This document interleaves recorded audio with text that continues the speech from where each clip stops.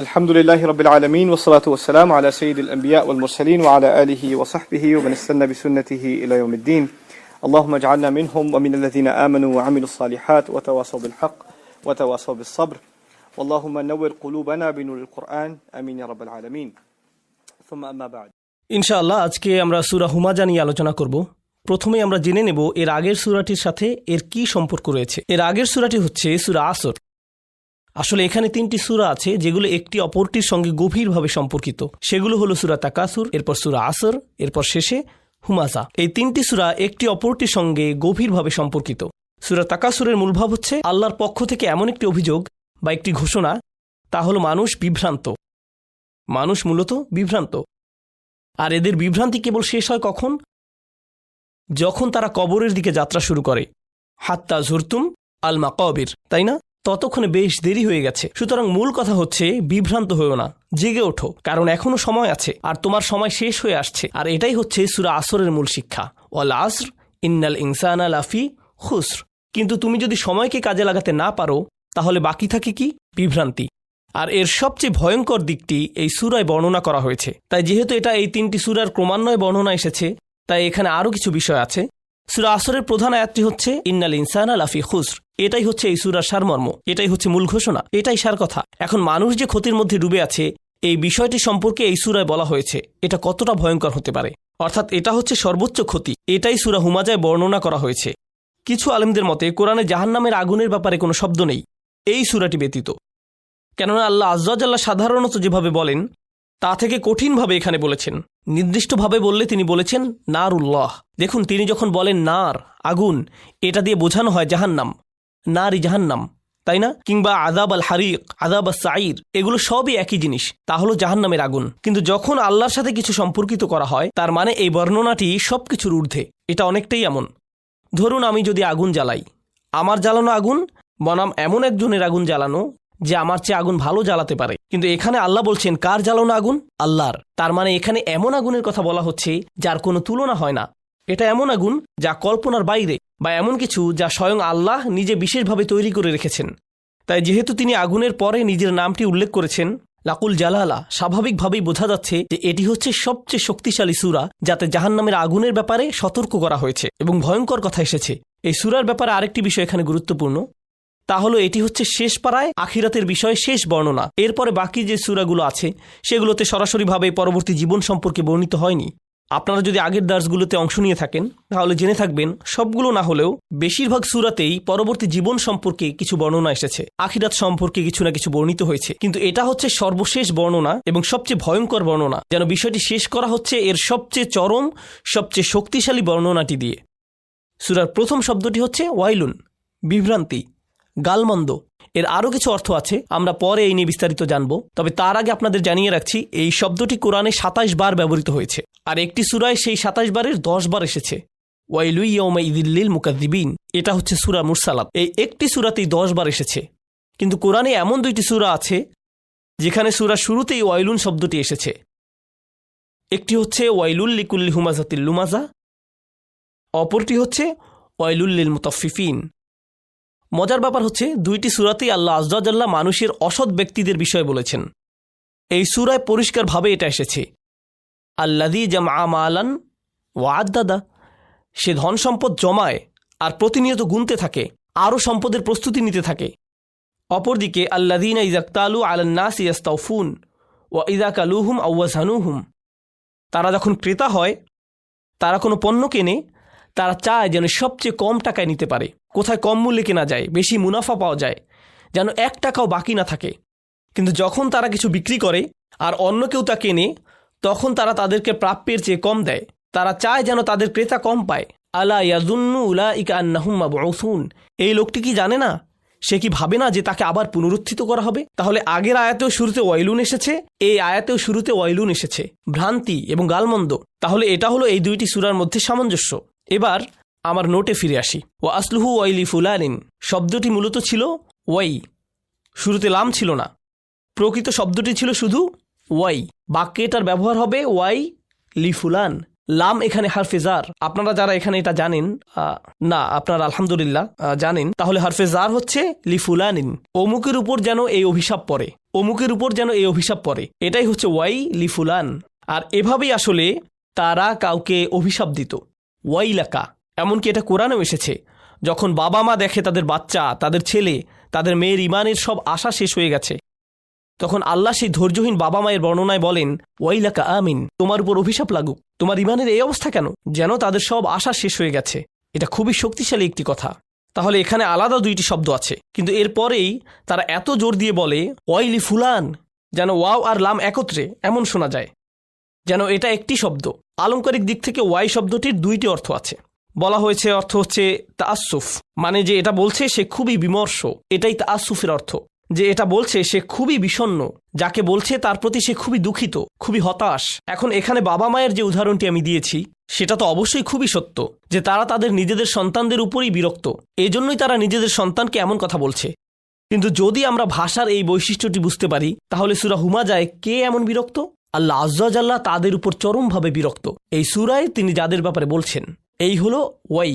এরপরে দ্বিতীয় বিষয় হচ্ছে হাসরা, ওয়াইলি হাসরা। হাসরা অর্থ হচ্ছে, বাংলা করলে এর অর্থ দাঁড়ায় অরণ্যরোদন, সংক্ষেপে বললে আফসোস করা। তবে আফসোস দিয়ে আসলে পুরোপুরি বোঝানো যায় না। এমন বিষয় আফসোস করা যা কখনোই ফিরে আসবে না, অসম্ভব কিছুর জন্য আফসোস। এমন বিষয় আফসোস করা যা কখনোই ফিরে আসবে না। ধরুন আপনি একটা ভুল করলেন, এরপরে শুধরে নিলেন, কিন্তু এখানে এজন্যই বাংলায় একে বলে অরণ্যরোদন। অরণ্যরোদন মানে বৃথা চেষ্টা। এটাই হচ্ছে হাসরা। এটা এমন হাসরা যাদের বিপক্ষে ওয়াইল শব্দটি এসেছে, তারা আর ফিরে যেতে পারবে না।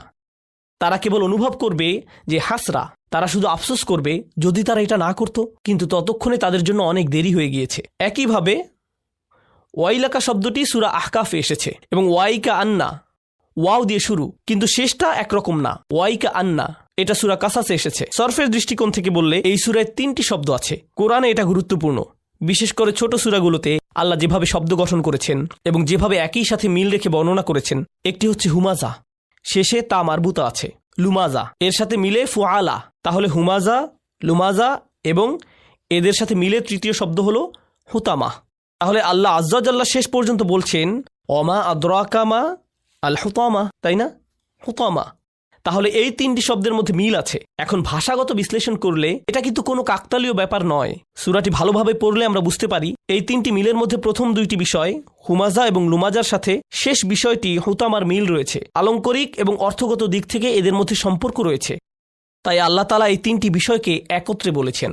যাই হোক, এই শব্দগুলোর ব্যাপারে প্রথমত আপনাদের বলতে চাই যে এগুলোর মধ্যে কাসরা রয়েছে। এর মানে হলো এগুলো দিয়ে এমন কিছু বোঝায় যা অনেকবার ঘটে থাকে। হুতামা দিয়ে এমন কিছু বোঝায় যা অনেকবার ঘটে থাকে। হুমাজা দিয়েও তাই, লুমাজা দিয়েও তাই। হুমাজ এবং লুমাজ হচ্ছে আসলে মূল শব্দ।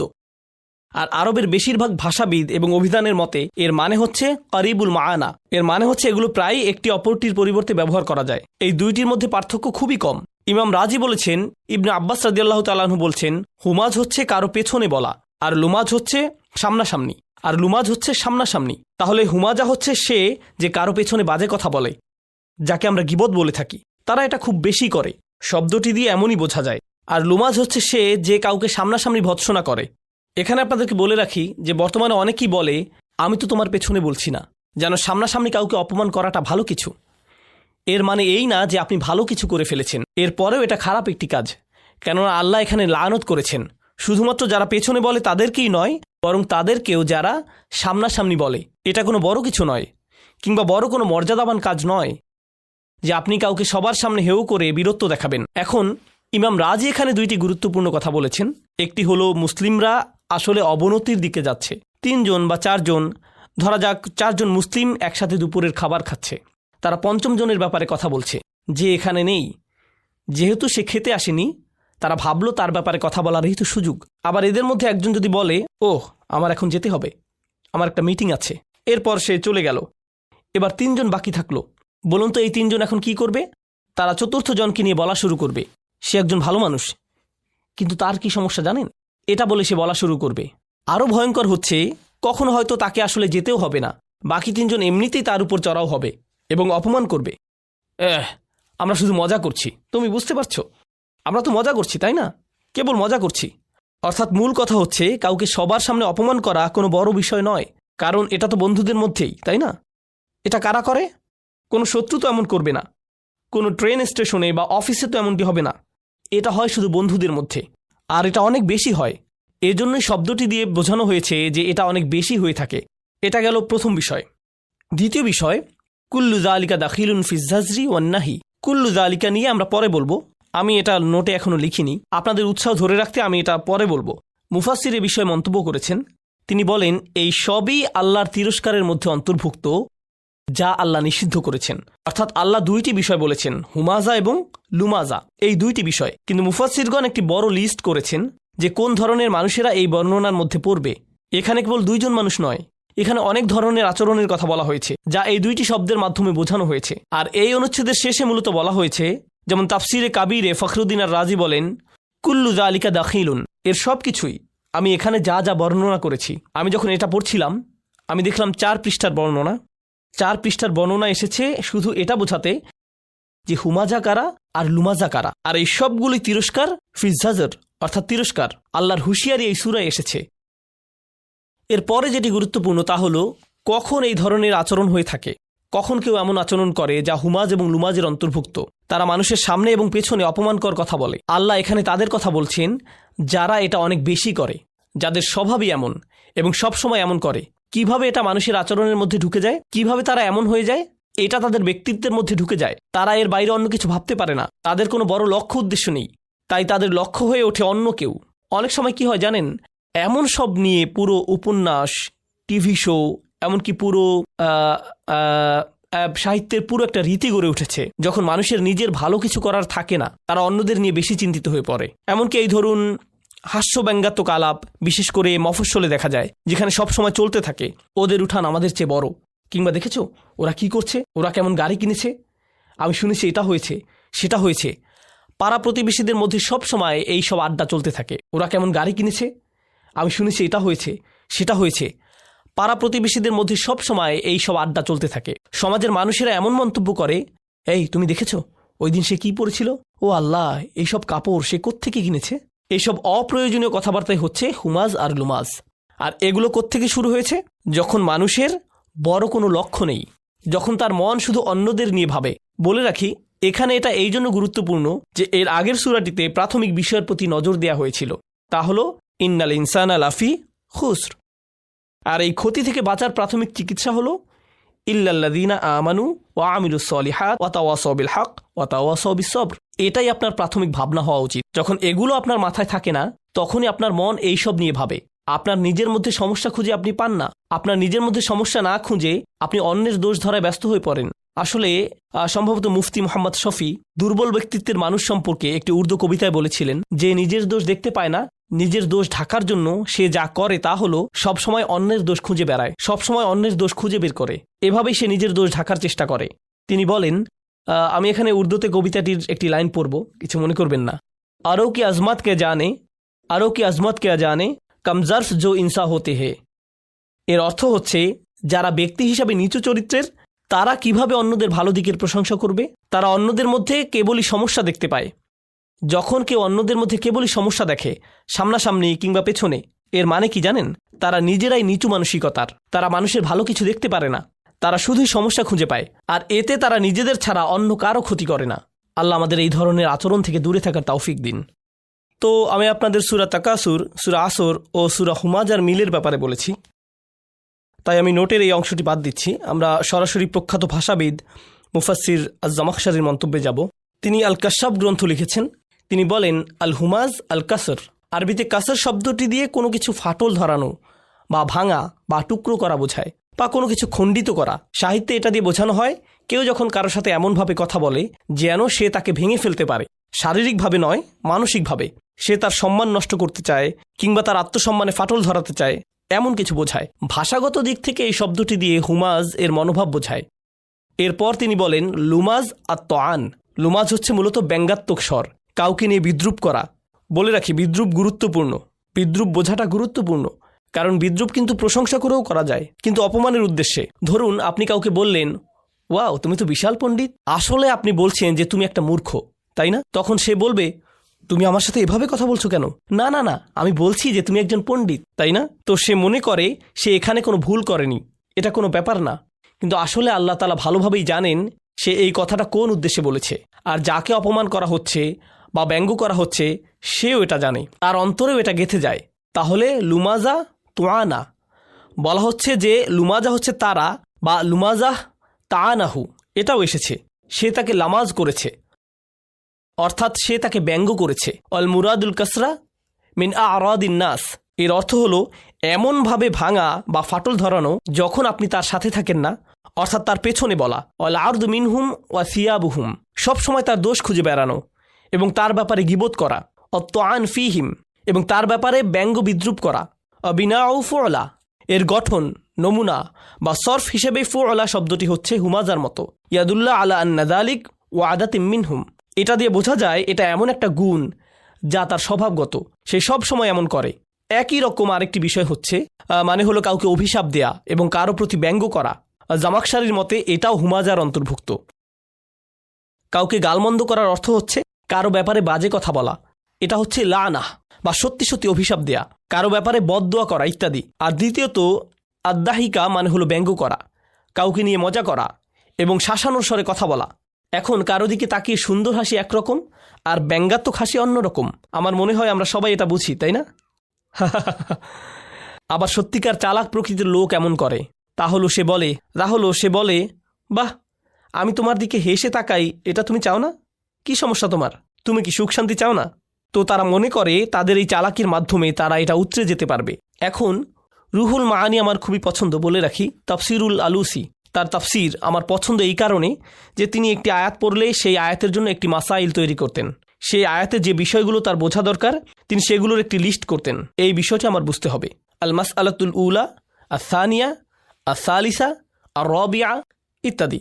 এরপর তিনি যা করতেন এটা অসাধারণ বুদ্ধিবৃত্তিক সততা। তিনি বলতেন আয়াতটি পড়ার পরে আমার মনে হয়েছে প্রথম সমস্যার সমাধান হচ্ছে এটা এটা এটা, অন্যরা এর সমাধান এভাবেই করেছে, কিন্তু চতুর্থ ও পঞ্চম সমস্যার সমাধান অন্যরা এভাবে করেছে, আমার সেগুলো উপযুক্ত মনে হয়নি, কিন্তু আমার নিজের কাছেও এর উপযুক্ত কোনো সমাধান নেই, আল্লাহু আলাম।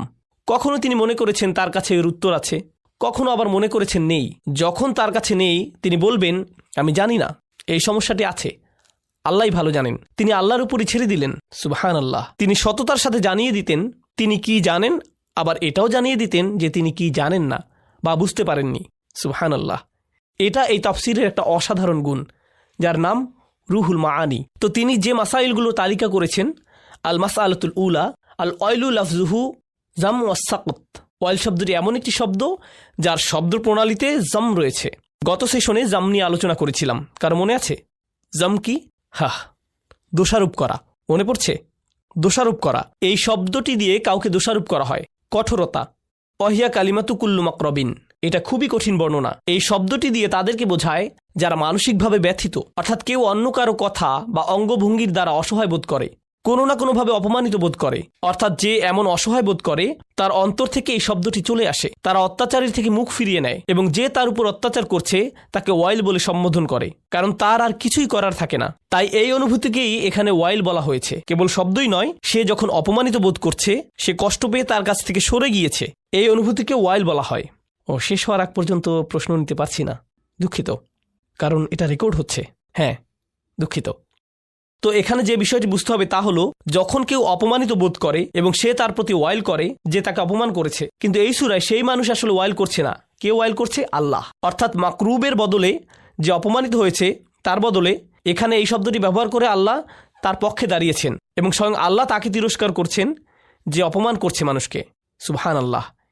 এটা খুবই সিরিয়াস ব্যাপার, কারণ সাধারণত ইসলাম অধ্যয়নে আমরা দেখেছি কেউ কারো বিপক্ষে বদদোয়া করা নিয়ে বিভিন্ন বর্ণনা পাই। উদাহরণস্বরূপ ইয়াকুম ওয়া দাওয়াতাল মাজলুম, বিখ্যাত হাদিস। মজলুমের বদদোয়ার ব্যাপারে সাবধান। যদি মজলুম আপনার বিপক্ষে বদদোয়া করে, সাবধান। বুঝতে পারছেন? এটা খুবই সিরিয়াস ব্যাপার। এরপর আসবে এর চাইতেও বড় কথা, যখন ফেরেশতারা কারো ব্যাপারে বদদোয়া করে। উলাইকা ইয়ালআনুহুমুল্লাহ ওয়া ইয়ালআনুহুমুল লাঈনুন। এটা খুবই সিরিয়াস ব্যাপার। কিন্তু এই সব কিছুর উপরে যখন আল্লাহ বিশেষভাবে স্বয়ং আল্লাহ কারো ব্যাপারে ওয়াইল বলেছেন, এটা কতটা ভয়াবহ হতে পারে? এটা খুবই ভয়ঙ্কর ব্যাপার। এটা খুবই খুবই ভয়ঙ্কর ব্যাপার।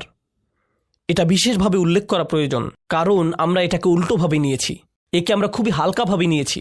এরপরে যে বিষয়টি বলবো, এখান থেকে আরবিতে কিছু পয়েন্ট আছে, আমি সেগুলো পড়ছি। বলা হয়েছে যে ওয়াইল শব্দটি দিয়ে কুৎসিত কিছুও বোঝায়, অর্থাৎ এটা দিয়ে কেবল তাকে বোঝায় যে কোনো জঘন্য কাজের সাথে যুক্ত, নিকৃষ্ট, বাজে, কুৎসিত এবং ন্যাক্কারজনক। ওয়াইস ইস্তিসগার, ওয়াইলের বদলে ওয়াইস আসার কারণে লামের বদলে আমি শব্দের শেষে কি বলেছি? সিন। এটা দিয়ে বোঝায় সমাজে কাউকে ছোট করে দেখা, অর্থাৎ কাউকে হীনমন্যতায় ভোগানো। ওয়াইস দিয়ে এটাই বোঝায়। যাই হোক, ফানাব্বাহা বিহাদা আলা কাবহি হাদাল ফিল, এই কাজটি কতটা নিকৃষ্ট তা সম্পর্কে আল্লাহ জানিয়ে দিলেন। মূলত তিনি সতর্ক করলেন। ওখতালাফু ফিল ওয়াইর আল্লাযী ফি হাযিহি সূরা, এই সূরাতে যে সতর্কতা দেয়া হয়েছে তা নিয়ে মুফাসসিরগণ ভিন্ন মত পোষণ করেছেন। হাল ইয়াতানাওয়ালু কুল্লা মান ইয়াতামাসসাক বিহাযিহি তারিকাতি ফিল আফআলি রাদিআ, যারা এমন আচরণ করে প্রত্যেকের জন্য এটা প্রযোজ্য, এই জঘন্য কাজ। অন্যভাবে বললে আল্লাহ এখানে যাদেরকে সতর্ক করেছেন এটা কি প্রত্যেকের জন্য প্রযোজ্য?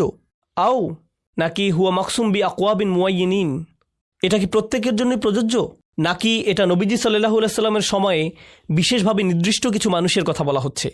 আম্মাল মুহাক্কিকুন, গবেষকদের মতে ফাকালু, তারা বলেন ইন্নাহু আমুন, এটা সবার জন্য, লিকুল্লি মাইয়াফআলু হাদাল ফিল, যারা এমন করবে এটা সবার জন্যই প্রযোজ্য। কাইনান মানকান, সে যেই হোক, কলা মাকাতিল, এটা যে কেউ হতে পারে। এই কথা বলার পর তিনি বলছেন, যখন সাহাবারা এটা শুনেছেন তারা ভেবেছেন এটা কোনো নির্দিষ্ট কারো ব্যাপারে বলা হচ্ছে। এটা কিন্তু এই মন্তব্যের বিরোধিতা করে না। মন্তব্য হচ্ছে এটা সবার জন্য প্রযোজ্য। কিন্তু সাহাবারা যদি মনে করেন এটা অমুকের ব্যাপারে বলা হয়েছে, এই আয়াতটি তমুকের ব্যাপারে নাজিল করা হয়েছে, তারা মনে করছেন না যে এটা শুধুমাত্র সেই লোকের ব্যাপারে বলা হয়েছে। মূলত সাহাবারা আমাদের শেখাচ্ছেন যে আপনার যদি সুনির্দিষ্ট উদাহরণ লাগে, এই যে একটি উদাহরণ, নাজালাত ফিল ওয়ালিদ ইবনে মুগীরা, ওয়ালিদ ইবনে মুগীরার ব্যাপারে এখানে বলা হচ্ছে। নাজালাত ফিল আখনাস ইবনে শুরাইক, আখনাস বিন শুরাইকের ব্যাপারে এখানে বলা হচ্ছে। কানা ইয়ালমিজুন নাস, সে মানুষের উপর দোষারোপ করত এবং মানুষকে তিরস্কার করত। ওয়ায়াগতাবুহুম, সে মানুষের নামে গীবত করত, মানুষের পেছনে সমালোচনা করে বেড়াতো, বিশেষভাবে রাসূল সাল্লাল্লাহু আলাইহি সাল্লামের নামে। তো দ্বিতীয় সমস্যাটি, আসলে আমরা এটা আগেও পড়েছি, ওয়াহিয়াল মাসখারা, এটাই হচ্ছে দ্বিতীয় বিষয়। ওয়াহিয়াল মাসখারা আল্লাতী তাআতি বিল ওয়াবিদ ওয়াল আদহিক ফাআদহিকু মিনহুম ওয়াল ইয়াস্তিন, যেটা ছিল বেদুইনদের স্বভাব, যারা ভার হিসেবে পরিচিত ছিল। তারা সব কিছু নিয়েই ঠাট্টা করত। এখন ভার বলতে মঞ্চের স্ট্যান্ড আপ কমেডিয়ান হতে পারে, আবার এমন মানুষে বোঝানো হতে পারে যারা সব সময় ঠাট্টা করতে থাকে, সব কিছু নিয়েই মজা করে।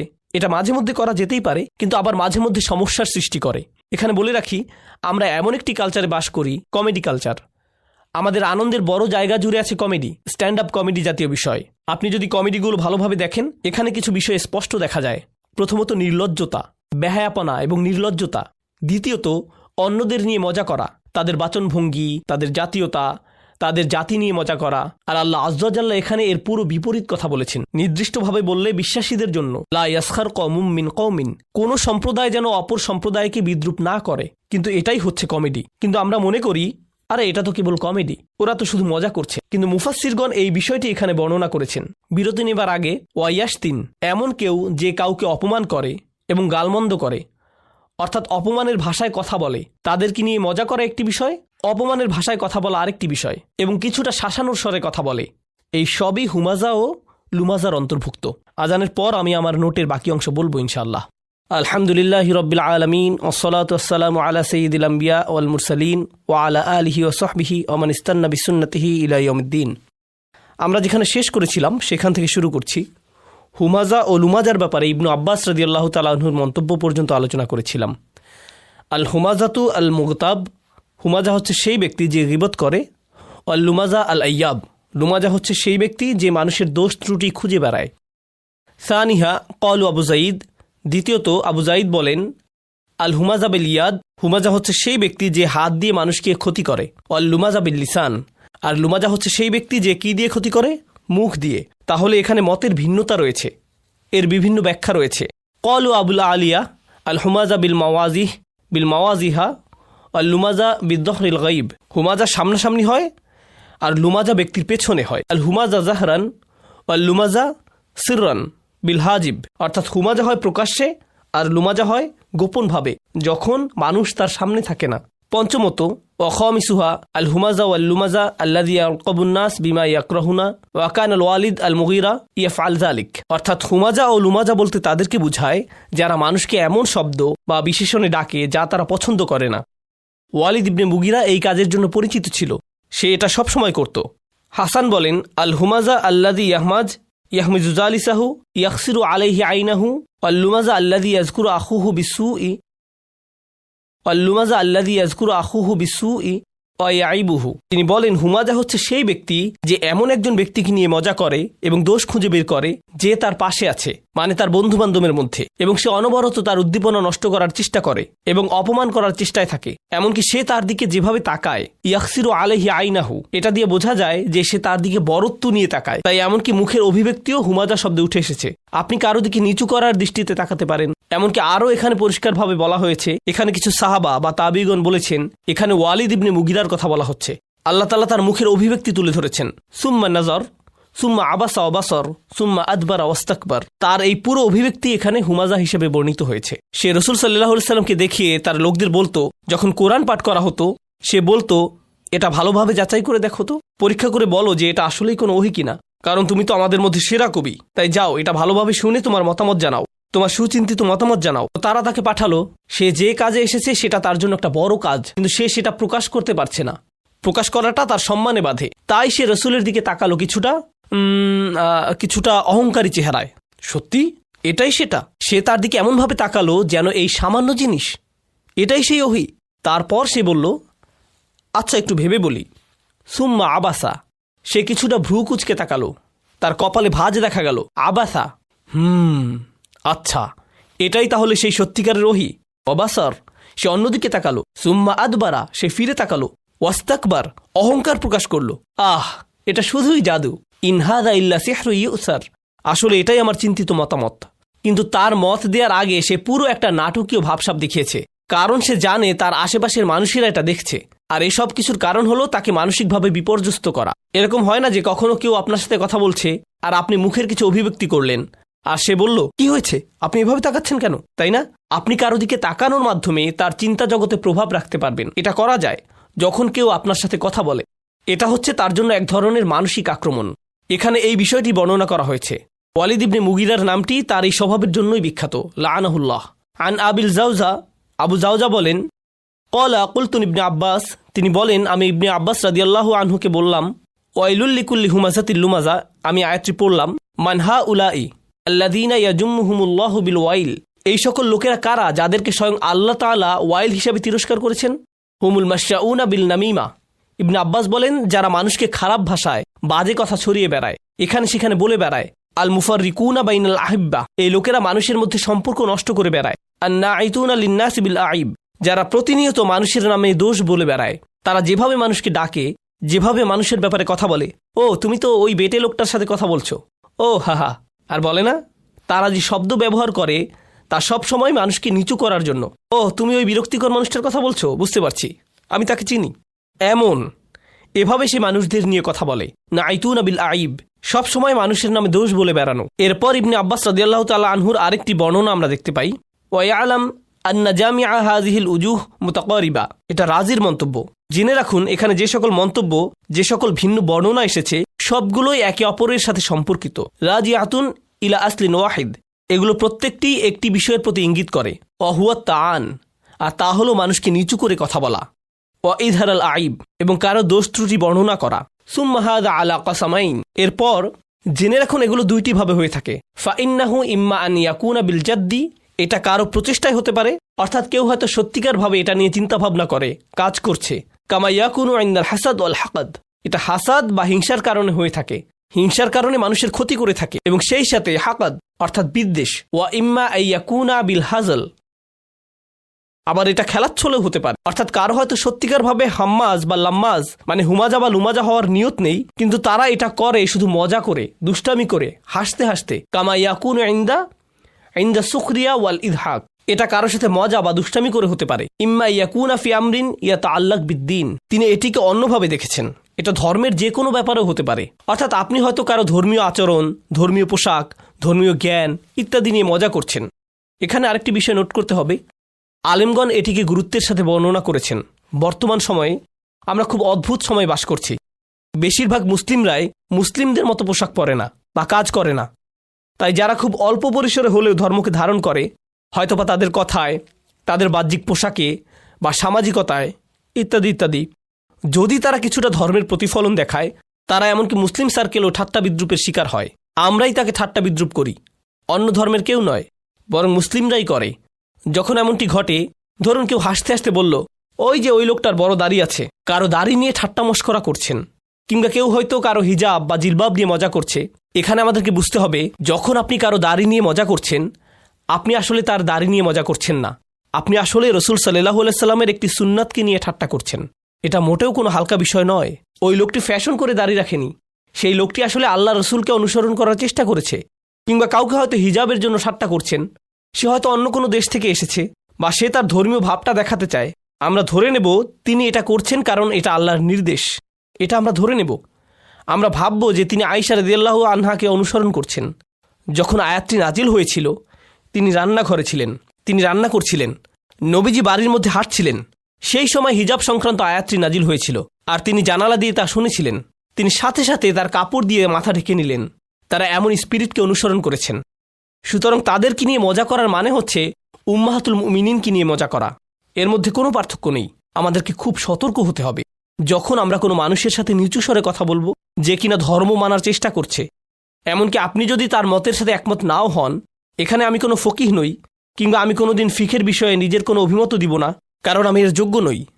কিন্তু আমি আপনাকে এটা বলতে পারি যে ফিকের কিছু বিষয়ে মতের ভিন্নতা রয়েছে। উদাহরণস্বরূপ, বিভিন্ন ফকিহগণ, যেমন কুফার বা মদিনার ফকিহগণ, যেভাবে তারা ধর্মকে দেখেছেন ইত্যাদি। বিভিন্ন আলেমগণের ভিন্ন মত রয়েছে। আমি আপনাকে বলবো না যে কার মতটি সঠিক, আমি এর যোগ্য নই। কিন্তু আমি আপনাকে বলতে পারি, যদি আপনি কারো মতের সাথে একমত না হন, বা আপনি মনে করেন পাগড়ি পরাটা তত গুরুত্বপূর্ণ নয়, কিন্তু তারা মনে করে, তাই তারা পাগড়ি পরে, আপনার কি মনে হয় তারা কেন পাগড়ি পরে? নবীজি সাল্লাল্লাহু আলাইহি সাল্লামের প্রতি ভালোবাসা থেকে, তাই না? এমন কিছু বর্ণনা আছে না যেখানে বলা হয়েছে রাসূল সাল্লাল্লাহু আলাইহি সাল্লাম পাগড়ি পরতেন? তাহলে আপনি যখন তার পাগড়ি নিয়ে মজা করেন যে ওই লোকটি কি দেখতে লাগছে, আমি এইসব শব্দ উচ্চারণ করতে পারবো না, আপনি যদি বলেন এ তো খুবই সংকীর্ণ মনা, এটা সেটা, সেই সব পোশাক পরে ইত্যাদি ইত্যাদি, আপনি যদি তার এই পোশাকের সাথে একমত নাও হন, যেহেতু তারা রসুলের প্রতি ভালোবাসা নিয়ে এটা পরে, এটাই আপনার তাকে সম্মান করার জন্য যথেষ্ট। এমনকি সাহাবারা কিছু বিষয়ে মাঝে মধ্যে তারা কিছু অযৌক্তিক কাজ করতেন, আপনার কখনোই মনে হবে না যে এটা যৌক্তিক, কিন্তু আমরা জানি তারা ভালোবাসা থেকে এটা করেছেন। যেমন ধরুন আব্দুল্লাহ ইবনে মাসউদ রাদিয়াল্লাহু তাআলা আনহু, তিনি একবার ভ্রমণ করছিলেন। মাঝে মধ্যে তিনি এমন করতেন, তিনি তার বাহনের উপর ঝুঁকে বসতেন। অন্য সাহাবীরা দেখে বলতেন, কি ব্যাপার, আপনি এমন করলেন কেন, এখানে ঝুঁকে পড়ার কি আছে? তিনি বলেন, এখানে একটা গাছ ছিল, রাসূল সাল্লাল্লাহু আলাইহি সাল্লাম যখন এর পাশ দিয়ে যেতেন, তিনি তার বাহনের সামনের দিকে ঝুঁকে বসতেন। এই জন্য তিনি রসুলের প্রতি ভালোবাসায় এমনটি করেছেন। এখন অন্য কারোর জন্য এটা খুবই হাস্যকর ঘটনা হবে, কিন্তু এটা ভালোবাসা থেকে করেছেন, এবং আমরা একে সম্মান করি। আমরা এটা এমনই রাখি, একে নিয়ে বিচার বিশ্লেষণ করি না। আমাদেরকে এসব ব্যাপারে সতর্ক হতে হবে এবং মানুষের এই ভক্তির প্রতি নজর রাখতে হবে। যাই হোক, তো ইম্মা ইয়াকুনা ফি আমরিন ইয়াতাআল্লাক বিদ্দিন, এটা ধর্মের কোনো ব্যাপারেও হতে পারে। ওয়া হুয়া মা ইয়াতাআল্লাক বিসসূরা আউল মাশি, এটা তাদের পোশাক নিয়েও হতে পারে, মানে আপনি কারো পোশাক নিয়ে ঠাট্টা মশকরা করেন, বা সে যেভাবে হাঁটে তা নিয়ে। আউল জুলুস, বা যেভাবে সে বসে বা যাদের সাথে বসে। ওয়া আইয়ুহু কাসীরা, এবং এটা বিভিন্নভাবে হতে পারে। সুম্মা ইজহারুল গায়ব ফি হাযিল আকসামিল আরবাআ ক্বাদ ইয়াকুনু লিহাজির, এরপরে এভাবে তাদের দোষ বললে তিনি যে চারটি বিষয় বলেছেন, এটা হতে পারে সামনাসামনি, ওয়া ক্বাদ ইয়াকুল লিগায়ব, এটা হতে পারে কারো পেছনে, ওয়া আলা তাকদিরাইন ফাকাদ ইয়াকুলু বিল্লাফস, এবং এই দুই অবস্থায় এটা কথা দিয়ে হতে পারে। ওয়া ক্বাদ ইয়াকুন বিইশারাতিন ইশারাতির রাসুল আইন, কিংবা মাথা নাড়ানোর মাধ্যমে বা মুখের অভিব্যক্তির মাধ্যমে বা চোখের মাধ্যমে, ওয়া গায়রিহিমা, বা অন্য কোনোভাবে। ওয়া কুল্লু যালিকা দাখিল তাহদান নাহি ওয়াজ জাজর, এটা আমি অনেক আগেই বলেছিলাম, এটা দিয়ে দার্স শুরু করেছিলাম। এই সবগুলো বিষয়ই আল্লাহ নিষেধ করে দিয়েছেন, এবং যারা এমন করে তাদেরকে তিরস্কার করেছেন। তাই এগুলোর ব্যাপারে সতর্ক হন। ওয়ালাম্মা কানা রাসূল সাল্লাল্লাহু আলাইহি ওয়াসাল্লাম আযমান নাস মানসাবান ফিদ্দিন, আমরা জানি যে রাসূল সাল্লাল্লাহু আলাইহি ওয়াসাল্লাম হচ্ছেন সর্বশ্রেষ্ঠ মানুষ দিনে তার গুরুত্বের হিসেবে। কানাত তাআন ফিহি আযিমান ইনদাল্লাহ, তাই তাকে নিয়ে মজা করার পরিণাম আল্লাহর কাছে ভয়াবহ। ফালা জারামা ক্বাল, তাই স্বাভাবিকভাবেই তিনি বললেন, ওয়াইলুল লিকুল্লি হুমাযাতিল লুমাযা, তাই যথাযথ কারণেই যারা এমন করে তাদেরকে তিনি বিভ্রান্ত হিসেবে উল্লেখ করেছেন। কারণ একটি তাফসিরে একটি মত থেকে আমরা পাই, এটা বিশেষভাবে ওয়ালিদ ইবনে মুগিরার ব্যাপারে বলা হয়েছে, যে সরাসরি রাসূল সাল্লাল্লাহু আলাইহি ওয়াসাল্লামকে নিয়ে মজা করত, মুফাসসিররা বলেছেন যেহেতু এটা রাসূল সাল্লাল্লাহু আলাইহি সাল্লামকে নিয়ে করা হয়েছে তাই এত কঠিন কথা এসেছে, কেননা তাকে নিয়ে মজা করা কোনো ছোট বিষয় নয়। মানে সে কাফের হওয়ার কারণে ইতিমধ্যেই জাহান্নামে যাচ্ছে, এর উপর নবীজিকে নিয়ে মজা করে সে তার গর্তটা আরও বড় করেছে। তোমার যতটুকু আছে তা কি পছন্দ হচ্ছে না? যদি সে রাসূল সাল্লাল্লাহু আলাইহি সাল্লামকে নিয়ে কোনো মজা নাও করত, সে শুধু একজন কাফের, এটাই যথেষ্ট তার সর্বনাশ হওয়ার জন্য। কিন্তু সে আরও বড় বিভ্রান্তি ডেকে এনেছে। আর আশ-শাওকানি রাহিমাহুল্লাহর কিছু মন্তব্য পড়ব। হুয়া মুরতাফিউন আলাল ইবতিদা, ওয়াইল শব্দটি এখানে রফা, কারণ এটা হচ্ছে বাক্যে মুবতাদা। ওয়াসাউইগাল ইবতিদা মা কাউনিহি নাকিরা, এখানে নাকিরা দিয়ে তিনি শুরুটা বিশেষভাবে ব্যবহার করেছেন। নাকিরা মানে কি? ব্যাকরণগতভাবে নাকিরা অর্থ আলিফলাম ছাড়া, আলিফলাম ছাড়া। তাই জুমলায় ইসমিয়ায় আলিফলাম দিয়ে শুরু হয়। আল ওয়াইলু লিকুল্লি হুমাজাতিল লুমাজা। তিনি বলেন তিনি এখানে মারিফা না এনে নাকিরা ব্যবহার করায় এটা বিশেষ গুরুত্ব পেয়েছে। এখানে আলিফলাম ছাড়া ওয়াইল এসেছে। আল ওয়াইলু না বলে তিনি বলেছেন ওয়াইলুন। আসলে এর কি মহত্ব রয়েছে? কাউনুহু দুআউন আলাইহিম, এতে করে এটা তাদের বিপক্ষে অভিশাপ হিসাবে ব্যবহৃত হয়েছে। অর্থাৎ যদি আপনি বলেন আল ওয়াইল, এটা শুধু বর্ণনা হিসাবে ব্যবহৃত হয়, দুর্ভোগ তার জন্য যে হুমাজা ও লুমাজা। কিন্তু আপনি যদি আলিফলাম বাদ দেন, এতে করে বোঝায় আপনি শব্দটি দিয়ে কারোর জন্য দোয়া করছেন বা অভিশাপ দিচ্ছেন। অর্থাৎ এটা দিয়ে আল্লাহ তাদের উপর অভিশাপ দিচ্ছেন। এটা নিছক কোনো বর্ণনা নয়। বিষয়টা আমি আপনাদের বুঝিয়ে বলছি। কাউকে আরবিতে সালামুন আলাইকুম বলা যায়, এটা দিয়ে দুইটি বিষয় বোঝায়। একটি অর্থ হচ্ছে আমি আপনাকে বলছি যে আপনার উপর শান্তি আছে, এটা প্রথম, এটা নিছক বর্ণনা। দ্বিতীয়ত দোয়া করা, আপনার উপর শান্তি বর্ষিত হোক। দুইটি আলাদা বিষয়, একটি হলো বর্ণনা, অপরটি দোয়া। ব্যাকরণের ভাষায় একটি হলো খবরিয়া, অপরটি ইনশাইয়া। বুঝতে পারছেন? তো যখন আল্লাহ বলছেন ওয়াইলুন লিকুল্লি হুমাজাতিল লুমাজা, কদ ইয়াকুনু খবরিয়া কদ ইয়াকুনু ইনশাইয়া, এটা এমন হতে পারে যে আল্লাহ বলছেন আসলে এই লোকদের জন্য দুর্ভোগ, অথবা আল্লাহ বলছেন এই সকল লোকদের উপর দুর্ভোগ পড়ুক। আল্লাহ এখানে আল না বলায় দুইটি অর্থই প্রকাশ পাচ্ছে। যদি এখানে আল থাকতো তাহলে এটা শুধু খবরিয়া হতো, এটা কেবলই একটা বর্ণনা হতো, কিন্তু এটা দিয়ে উসলুব দোয়া প্রকাশ পেত না। এটা কোনো দোয়া বা অভিশাপ বা ডাকা এমন বোঝাতো না। ওয়াল মানা, এবার শাওকানি রাহমাহুল্লাহ তার তাফসিরে ফাথুল কাদিরে যে অর্থ বলেছেন সেটা দেখুন। তিনি বলেন ওয়াল মানা খিজুন, অপমান, ও আজাবুন, শাস্তি, আও হালাকাতুন বা দুর্ভোগ, আও ওয়াদিন ফি জাহান্নাম লিকুল্লি হুমাজাতিল লুমাজা, যে হুমাজা কিংবা লুমাজা তার স্থান হবে জাহান্নামের উপত্যকায়। অর্থাৎ নবীজির কয়েকটি হাদিসে আমরা পাই বর্ণনা করা হয়েছে এদের স্থান হবে জাহান্নামের তলদেশে, একে ওয়াইলও বলা হয়। এবং সেই তলদেশ এতই ভয়ঙ্কর হবে যে কিছু বর্ণনায় এসেছে স্বয়ং আগুন নিজে নিজের থেকে বাঁচতে চাইবে। এটাই হচ্ছে ওয়াইল। স্বাভাবিকভাবে এই শব্দের ব্যবহার যেমনই হোক, এটা হচ্ছে দুর্ভোগের চূড়ান্ত পর্যায়, সবচেয়ে তলদেশ। গারকিল আসফালি মিনান নার, তাদের জন্য যারা হচ্ছে হুমাজা আর লুমাজা। আল্লাহ আমাদের তাদের থেকে রক্ষা করুন। কলা ইবনে কিসান, ইবনে কিসান হুমাজার ব্যাপারে বলেছেন, তিনি কি বলেছেন? আল্লাযী ইউসি জুলাসাহু বিসু ইল্লাফস, যে ব্যক্তি তার সাথের মানুষের নামে দোষ বলে তার ক্ষতি করে বেড়ায়। ওয়াল লুমাজা, আল লুমাজা ইয়াকসিরু আইনাহু আলা জালিসিহি, যে ব্যক্তি তার সাথের মানুষের উপর চোখ রাখে, অর্থাৎ সে তাদের উপর নজর রাখে, সে চোখ দিয়ে তাদের নিয়ে ঠাট্টা মশকরা করে। ওয়াসিরু বিয়াদিহি, সে হাত দিয়ে নির্দেশ করে। অবিরসি, মাথা বা মুখের অভিব্যক্তির মাধ্যমে। অবিহাদিবিহি, মানে যখন তারা আশেপাশে থাকে না। ওয়াল আউয়াল উলা, তবে প্রথম অর্থে মানে যে মুখের ভাষায় মানুষকে নিয়ে মজা করে, এটাই সবচেয়ে সঠিক অর্থ। অবিনা উল ফুল, এবং যেভাবে ফুলা ব্যবহৃত হয়েছে। ইয়াদুল্লু আলাল কাসরা, আমরা এটা নিয়ে আগেও বলেছি, এটা কেবলমাত্র বিশালত্ব বোঝায় না, এটা দিয়ে সংখ্যাও বোঝায়, এমন কিছু যা বারবার হয়ে থাকে। ফাফিহি দালালাতুন আলা আন্নাহু ইয়াফআল যালিকা কাসীরান, এটা দিয়ে বোঝা যায় যে সে এটা বারবার করে থাকে। এবার আমরা কিছু ব্যাকরণগত দিক দেখব। এগুলো বর্ণনা করেছেন ডক্টর ফাদল সালেহ আস-সামিরাই। মাল ফারকু বাইনা ওয়াইলান ওয়াইলুন, কি পার্থক্য হতো যদি আল্লাহ বলতেন ওয়াইলান কিসের বদলে? তখন এটা হতো নসব। এটা যদি নসব হতো তখন এতে কি পার্থক্য হতো? রফার বদলে যদি আল্লাহ বলতেন ওয়াইলান লিকুল্লি হুমাজাতিল লুমাজা, তাহলে আল কায়দা, মূলনীতি, আল মারফু ইউফিদুল ইসমিয়া, মানে রফার কারণে জুমলা ইসমিয়া হয়েছে। ওয়াল মানসুব জুজউম মিন জুমলা ফেলিয়া, নসব থাকলে এটা জুমলায় ফেলিয়ার অংশ হতো। আমরা 17 প্রকারের নসবের বিষয় জেনেছি।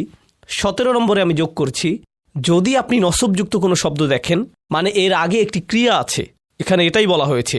যদি দেখেন নসব দিয়ে কোনো শব্দ শুরু হয়েছে, এর মানে এর আগে একটি ক্রিয়া আছে। ওয়াইদা কুলনা ওয়াইলুন ফাহিয়া জুমলা ইসমিয়া। যখন আমরা বলি ওয়াইলুন, এটা জুমলা ইসমিয়া। ওয়াইলুল্লাহু ওয়াইদা কুলনা ওয়াইলান ফাহিয়া জুমলা ফেলিয়া। যেমন আল্লাহ বলেছেন ফাদরবার রিকাব, দরবা হচ্ছে নসব, নসব হয়েছে। সূরা মুহাম্মাদের এই উদাহরণটি হচ্ছে জুমলায় ফেলিয়া। ওয়াফি কওলিহি তাআলা ওয়াইলুল লিকুল্লি হুমাযাতিল লুমাযা লাম ইয়াকুল ওয়াইলান। তিনি এখন এর তাৎপর্য বর্ণনা করছেন। এতক্ষণ বলেছেন জুমলা ইসমিয়া ও ফেলিয়ার পার্থক্য, এখন বলছেন তাৎপর্য। তিনি বলেন আল্লাহ একে জুমলা ইসমিয়া করার কারণে লাম ইয়াকুল ওয়াইলান, তিনি ওয়াইলান বলেননি।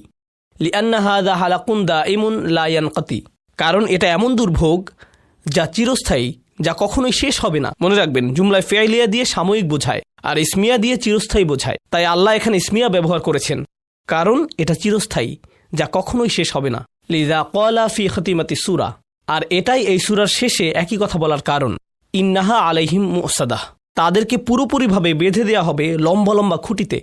ফি আমাদিম মুমাদ্দাদাহ ওয়ালাউ ক্বালা ওয়াইলান, কিন্তু যদি তিনি নসব দিয়ে ওয়াইলান বলতেন। সুম্মা ক্বালা ফিল খাতিমাহ, এরপর সূরার শেষের শব্দগুলো দেখুন। খাতিমাতি নাফসিল আয়াহ ফালা ইয়াতানাসাবুল আমরু লুগিয়ান, তাহলে এটা শেষের সাথে সামঞ্জস্যপূর্ণ হতো না, এতে ইসমিয়ার মতো মিল থাকতো না। এরপর মা দালালাতুত তানিস ফি কওলিহি তাআলা ওয়াইলুল লিকুল্লি হুমাযাতিন লুমাযা, এই শব্দগুলো স্ত্রীবাচক কেন? প্রশ্নকারী এখানে জিজ্ঞেস করছেন কিভাবে এটা স্ত্রীবাচক, কারণ শেষে তা মারবুতা এসেছে। কেন এখানে স্ত্রীবাচক শব্দ ব্যবহৃত হয়েছে? হাযা লাইসা মুআন্নিসান, এটা স্ত্রীবাচক নয়। আত্তা ইউতি বিহালিল মুবালাগা, এখানে তা ব্যবহৃত হয়েছে শব্দের আধিক্য বোঝানোর জন্য, ক্ষমতা দেয়া বা বড় করার জন্য। অতা আত্তানিস হিয়া লাইসাত ফাকাদলিত তানিস, এখানে স্ত্রীবাচক তা কেবল স্ত্রীবাচক করার জন্য ব্যবহৃত হয়নি। ওয়াইলুল লিকুল্লি হুমাযাতিল লুমাযা, আত্তা তাদুল্লু আলা তাকসির, তা দিয়ে আধিক্য বা অনেক ঘটে এমনও বোঝানো হতে পারে। মাসালান ফাইলাহ ওয়া ফাআলা মিন আউজানিন মুবালাগা, ফাইলাহ ও ফাআলা শব্দের ধরন হচ্ছে আধিক্য বোঝানো। যেমন রজুলুন আল্লামাহ অফাহামাহ, আল্লামা হচ্ছে অনেক বেশি জানে, যার অনেক বেশি জ্ঞান আছে। আল্লাম হচ্ছে জ্ঞানী, আল্লামা হচ্ছেন তার চেয়েও বড় জ্ঞানী। একইভাবে তিনি বলেন দাহিয়াহ, আফআলিল মুবালাগা থেকে একই ধরনের আরেকটি শব্দ। এখন আমরা একটু এই শব্দগুলোর মূল সম্পর্কে জানবো ইনশাআল্লাহ তাআলা। আমরা এতক্ষণ তাফসিরের মন্তব্য পড়লাম, এবার এগুলোর মূল নিয়েও কিছুটা জানব। ফুআলাহ, লুমাজাহ, এর অর্থ হলো হামাজা। আমরা হামাজা দিয়ে শুরু করি। হামাজা ইয়াহমিজু, শব্দগতভাবে এর অর্থ হলো কাউকে ছোট কিছু দিয়ে গুঁতো দেয়া, এটা হচ্ছে শাব্দিক অর্থ। মিহমাজ, আরবি ভাষায় এর অর্থ হলো ঘোড়সাওয়ারের পায়ের জুতোয় যে কাঁটা থাকে। আরবের ঘোড়সাওয়ারিদের পায়ের জুতায় কিছু কাঁটা থাকে। যখন ঘোড়াগুলো ধীরে চলে তারা লাথি মারে, কিন্তু তাদের জুতা দিয়ে নয়, তারা জুতার কোনা দিয়ে মারে, যাতে ঘোড়াগুলো বিরক্ত হয় এবং আরও জোরে দৌড়াতে থাকে। একে আরবিতে বলে মিহমাজ। এটা দিয়ে কাঠের লাঠিও বোঝানো যায়, যার শেষে লোহার দণ্ড থাকে। আউযু বিকা মিন হামাযাতি শায়াতিন, একটি আয়াত। আমি আপনার কাছে শয়তানের খোঁচা, জ্বালাতন, উপদ্রব থেকে আশ্রয় চাই। হুমাজা, যারা সব সময় মানুষকে জ্বালাতন করতে ব্যস্ত থাকে, তাদের কথা মানুষকে খোঁচা দেয়, বিরক্ত করে। এর মানে হচ্ছে কাউকে বিরক্ত না করে সে থামে না, তারা বিরক্ত করতেই থাকে যতক্ষণ না তার মুখে বিরক্তি দেখতে পায়, এবং যতক্ষণ সে এটা দেখতে না পায় তার মিশন চলতেই থাকে, সে বিরক্ত করতেই থাকে। এটাই হচ্ছে হুমাজা। এরপর লুমাজা সম্পর্কে বলি। দরাবা ইয়াদরিবু থেকে লামাজা ইয়ালমিজু হয়েছে। কারো ব্যাপারে খোঁজ খবর নেয়া, দোষ বের করা, মানে কারো ব্যাপারে অনবরত খোঁজ খবর নিতে থাকা যতক্ষণ পর্যন্ত আপনি কোনো দোষ খুঁজে না পান। আমরা তো সবাই মানুষ, আমাদের কিছু না কিছু দোষ থাকবেই, সমালোচনার যোগ্য হবে। হ্যাঁ, আমাদের সবারই কিছু খারাপ দিক আছে। সুতরাং আপনি যদি কারো দোষ খুঁজতে থাকেন, আপনি কি খুঁজে পাবেন? অবশ্যই। এরপরে সেটা নিয়ে খোঁচানো, অপবাদ দেয়া, সবাইকে বলা, অপবাদ দেয়া, প্রকাশ করা, অপমান করা, এটাই হচ্ছে লামাজা। লামাজাহু, সে তার দিকে তার চোখ, তার ঠোঁট বা তার নিচু স্বর দিয়ে অঙ্গভঙ্গি করল, অর্থাৎ কাউকে নিয়ে বিকৃত স্বর করা। এই যে এসেছে, ওই যে যাচ্ছে, এটাও লামাজাহু। এটা তাফসিরে নয়, বরং ভাষাগত অর্থ, যা আপনি পাবেন লিসানুল আরাবের মতো ডিকশনারিতে। সে খারাপ কথা বলে বা সে অন্যের দোষ খোঁজে, লামাজাহু দিয়ে এমনও বোঝায়। এর সাথে সাদৃশ্যপূর্ণ আরেকটি শব্দ হচ্ছে ইয়াগতাবুহুম, অর্থাৎ সে তার পিছনে নিন্দা করে। হুমাজার সাথে পার্থক্য কি? এই প্রশ্নটি আগেও এসেছে। হুমাজা ও হাম্মাজের মধ্যে পার্থক্য কি? কোরআনে একটি জায়গায় আল্লাহ বলেছেন হাম্মাজিন মাশাইম বিনামিম। আচ্ছা, হুমাজা ফা আসলুহা হুমাজ ওয়াহিয়া মিন সিয়াগিল মুবালাগা। হুমাজা শব্দের মূল অক্ষর হচ্ছে হুমাজ, এটা দিয়ে আধিক্য বোঝায়। এর সাথে একই রকম শব্দ হচ্ছে মিসলা হুতাম, লুকা, গুদার, ফুসাক ইত্যাদি। ওয়াকুলু আহলুল লুগা, এবং ভাষাবিদগণ বলেন মা বুলিগা বিত্তা ইয়াদুল্লু আলা নিহায়াতি ফিল ওয়াসফ ওয়াল গায়াতি ফিল ওয়াসফ। এটা গুরুত্বপূর্ণ। এখানে একটি অতিরিক্ত তা দিয়ে আধিক্য বোঝানো হয়েছে, যেটা দিয়ে একটি গুণের চরম আধিক্য বোঝা যায়। অনেক নয়, কোনো গুণের চরম পর্যায়, এবং তারা ওই গুণের প্রতি আচ্ছন্ন হয়ে থাকে। আল কিয়ামাহ, আত্তাম্মাহ, আসসাখাহ, আল কারিআহ, এগুলোর শেষে কি আছে? চরম মাত্রার দাঁড়ানোকে কিয়াম বলে না, কি বলে? কিয়ামাহ, তাই না? তাই এই গুণগুলো এসেছে চরম মাত্রা বোঝাতে। হাফাজাত তানিস লিল মুবালাগাহ, ইয়াস্তিস তানিস, স্ত্রীবাচক করার কারণ হলো আধিক্য বোঝানো, কিন্তু মূলত এর চরম মাত্রাকে নির্দেশ করার জন্য। এখন এই সূরাটি হচ্ছে জাহান্নামের সর্বশেষ আলোচনা, তাই এখানে সবকিছু আলোচনা করা হয়েছে সবচেয়ে শেষ বা চূড়ান্ত রূপে। তাই হুমাজা লুমাজা শেষে হুতামা দিয়ে চূড়ান্ত পর্যায়ের ভাষাই এখানে ব্যবহৃত হয়েছে। আর যারা সবচেয়ে কঠিন শাস্তি পাবে তারা অবশ্যই সবচেয়ে চরম পর্যায়ের হুমাজ লুমাজ করেছে, যাতে এই শব্দগুলোর কার্যকারিতা প্রমাণ হয়। ওয়াল হুতামা হিয়া বিনাফসি সিগাতি হুমাজা ওয়াহিয়া সিগাত মুবালাগাহ লিযালিক নাসাবা ইউজকার বুলুগুহুম আন নিহায়া। বলা হয়েছে হুতামা একই ধরনের শব্দ, শাস্তিও তেমনই হবে যে মাপের অপরাধ হবে, তার সাথে সঙ্গতিপূর্ণ, যা হাম্মাজের বিপরীত। হাম্মাজ শব্দটি অন্য জায়গায় এসেছে, আসুন এদের পার্থক্য কি সেটা দেখি। ইদান নাহনু আমাম সিগাতাইন, এখন আমরা দেখতে পাচ্ছি কোরআনে দুই ধরনের শব্দ বর্ণিত হয়েছে লিল মুবালাগা, আধিক্য বোঝাতে। ইহদাহুমা তাদুল্লু আলাল মুজাওয়ালা, এদের একটি দিয়ে বোঝায় যে পেশাগতভাবে করা হয় বা ধারাবাহিকভাবে করা হয়ে থাকে, যা চমৎকারভাবে করা হয়ে থাকে, অর্থাৎ কেউ কোনো বিষয়ে খুবই পারদর্শী, তখন এই ধরনের শব্দ ব্যবহৃত হয়। ফাআল, যেমন খাব্বাজ, যে খুব ভালো রুটি বানায়, রুটিওয়ালা। খাইয়াত, সে খুব ভালো বানায়। যে উপহার দেয় খুব ভালো, তাকে বলে ওয়াহাব। ওয়াহাবা মানে যে উপহার দেয়, কিন্তু উপহার দেয় যে খুবই ভালো, তাকে বলে ওয়াহাব। এখন হাম্মাজ বলা হয় তাকে, এখন হাম্মাজ এমন কাউকে বলা হয় না যে শুধুমাত্র মানুষের দোষ খুঁজে বেড়ায় বা সমালোচনা করে, এমন কাউকে না, বরং যার পেশায় মানুষের ভুল ধরা। সে হয়তো টিভি শো করে সমালোচনা করে, সেই হাম্মাজ, যে বারবার এটা করতে থাকে এবং সে এতে খুবই দক্ষ হয়ে ওঠে। কেন এমন শব্দ ব্যবহৃত হয়েছে শুনুন। ওয়ালা তুতি' কুল্লা হাল্লাফিম মাহিন হাম্মাজিম মাশশাইম বিন নামিম মান্না'i লিল খায়রি মুতাদ্দিন আসিম উতুলিন বা'দা যালিকা জানিম আন কানা যা মালিন ওয়া বানিন। এখানে সমান্তরালভাবে বর্ণনা এসেছে। যখন হুমাজা এসেছে, মাল শব্দটি এসেছে, তাই না? সূরা হুমাজায় হুমাজা শব্দটি এসেছে, একই সাথে মাল শব্দটি এসেছে। আল্লাযী জামা মালান, যখন হাম্মাজ শব্দটি এসেছে তখনও আনকানা যা মালিন অবানিন। এখানে ধারাবাহিকতা রক্ষা করা হয়েছে, দুইটি জায়গাতেই মাল শব্দটি এসেছে। কিন্তু এখানে আরেকটি বিষয় হচ্ছে, এই সূরায় তাদেরকে নিয়ে বলা হচ্ছে যাদের প্রতিনিয়ত রাসূল সাল্লাল্লাহু আলাইহি সাল্লামের কাজের সমালোচনা ও দোষ ত্রুটি খুঁজে বের করার জন্য নিয়োগ দেয়া হয়েছিল। অনবরত তাকে পাগল বলা, বিভিন্ন ধরনের অপবাদ দেয়া ইত্যাদি। সূরার শুরুতে এসেছে নুন ওয়াল কলামি ওয়া মা ইয়াসতুরুন মা আনতা বিনিআমাতি রাব্বিকা বিমাজনুন, তাই না? কুরাইশদের মধ্যে নিয়োগপ্রাপ্ত কিছু লোক ছিল যারা সমালোচনা করতে খুবই পারদর্শী ছিল, ঠাট্টা মশকরা করতে। তাদেরকে রাসূল সাল্লাল্লাহু আলাইহি সাল্লামের নিন্দা করতে নিয়োগ দেওয়া হয়েছিল। আল্লাহ রাসূল সাল্লাল্লাহু আলাইহি সাল্লামকে বললেন, এদের কথায় কোনো ভ্রুক্ষেপ করবেন না, এদের নিয়ে ভাববেন না, আপনি আপনার কাজ করে যান। লা তুতি' কুল্লা হাল্লাফিম মাহিন হাম্মাজিন মাশশাইন বিনামিম, তাদের দক্ষতার দিকটি হাম্মাজ শব্দে ফুটে উঠেছে। সূরা হুমাজায় তাদের স্তর তুলে ধরা হয়েছে, এই সূরায় এই বিষয়ে তাদের দক্ষতা ফুটিয়ে তোলা হয়েছে। সেই সাথে তাআমুল মা আন্নাস, এটা বলেছেন ডক্টর ফাদল সালেহ আস-সামিরাই। তিনি বলেন সূরা কলমে মূলত মানুষের ব্যাপারে বর্ণনা এসেছে, যেহেতু এখানে সেই সব লোকের ব্যাপারে বারবার বলা হচ্ছে, তাই বিষয়টি বিশেষভাবে তাৎপর্যপূর্ণ। ওয়াইলুন ফিহা মাআনিদ দুআ, আমরা এই ব্যাপারে ইতিমধ্যে জেনেছি যে ওয়াইল দিয়ে প্রার্থনা বা অভিশাপ বোঝায়, এই ক্ষেত্রে অভিশাপ বোঝায়। ওয়াইদা কানা ফিহা মাআনিদ দুআ ইয়াসুহ আম তাবদা আল জুমলা ইসমিয়াহ বিহা মিসলা কলিহি তাআলা সালামুন আলাইকুম। আমরা এটা পড়ে ফেলেছি, সুতরাং আমরা সামনে আগাই। ওকে, এখন আমার নিজের মন্তব্য। ব্যাকরণগত দিকগুলো পড়ার পর এই পয়েন্টগুলো আমি অন্যান্য জায়গায় পড়েছি, তাই আমি চেয়েছি এগুলো আমার নোটে রাখতে। প্রথম পয়েন্ট, ওয়াইল শব্দের তানবিন দিয়ে কিছু বিষয় কল্পনার জন্য ছেড়ে দেওয়া হয়েছে, এটা হলো আমার প্রথম মন্তব্য। জুমলা ইসমিয়ায় যখন কোনো শব্দের শেষে তানবিন থাকে, এর অর্থ এতে আরও ব্যাখ্যার প্রয়োজন আছে, এটা একটি অর্থেই সীমাবদ্ধ নয়। উদাহরণস্বরূপ ধরুন উজুহু ইয়াওমাইজিন নাদিরা, কিছু মুখমণ্ডল, কিন্তু তখন প্রশ্ন জাগে বাকি মুখমণ্ডলের কি হবে? তাই আয়াতের পরের অংশে আমরা দেখি অন্যান্য মুখমণ্ডলের কি হবে। বাসিরাতুন তাজুন্নু ইউফআলা বিহা ফাকিরাহ ইত্যাদি। যদি আপনি বাক্যটি মারিফ দিয়ে শুরু করেন তাহলে এতে আর কিছুই বাকি থাকে না, কিন্তু যদি নাকিরা দিয়ে বাক্য শুরু হয় কিছু অংশ বাকি থেকে যায়, আরও কিছু বাকি থাকে। তো এই ওয়াইল শব্দটির আরও কিছু অর্থ আছে। একটা সাধারণ অর্থ, আরেকটি বিশেষ হচ্ছে এটা এক বছর নয়। এটা বোঝাটা খুবই গুরুত্বপূর্ণ।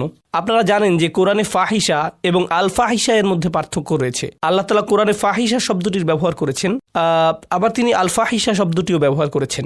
ওয়াল্লাযীনা ইযা ফাআলু ফাহিশাতান, এখানে আল নেই। ওয়াল্লাতী ইয়াতিনাল ফাহিশাতা মিন নিসাইকুম, ফাহিশা দিয়ে যে কোনো ধরনের নির্লজ্জতা বোঝানো হতে পারে। এটা চোখ দিয়ে হতে পারে, কান দিয়ে হতে পারে, হাত বা অন্য কোনো অঙ্গ দিয়ে হতে পারে। আল ফাহিশা হচ্ছে চূড়ান্ত পর্যায়ের নির্লজ্জতা, যেটা হচ্ছে জিনা। এই দুইয়ের মধ্যে পার্থক্য আছে। এখন ওয়াইলুন দিয়ে সব রকমের দুর্ভোগ বোঝায়, আর আল ওয়াইল দিয়ে নির্দিষ্ট কোনো প্রকারের দুর্ভোগ বোঝায়। তাহলে কোনটি বড় দুর্ভোগ? ওয়াইল হচ্ছে বড় দুর্ভোগ, কারণ এতে আল নেই। কুল শব্দটি একই বাক্য দুইটি ভাগে বিভক্ত হওয়ার কারণে এখানে দুইটি বিষয় ঘটেছে। ওয়াইলুল্লি কুল্লি হুমাসাতিল লুমাসা আল্লাযী জামআ মা লাউ আদাদা, একই বাক্য কিন্তু দুইটি আয়াতে বিভক্ত। কুল শব্দটি দিয়ে বোঝা যায় যে এটা কেবলমাত্র একজন বা দুইজন মানুষের মধ্যে সীমাবদ্ধ নয়, বা এটা কেবলমাত্র ওয়ালিদ ইবনে মুগিরা, আখনাস ইবনে শুরাইককে নিয়ে বলা হচ্ছে না। কেন? কারণ কুল কি? কারণ কুল অর্থ কি?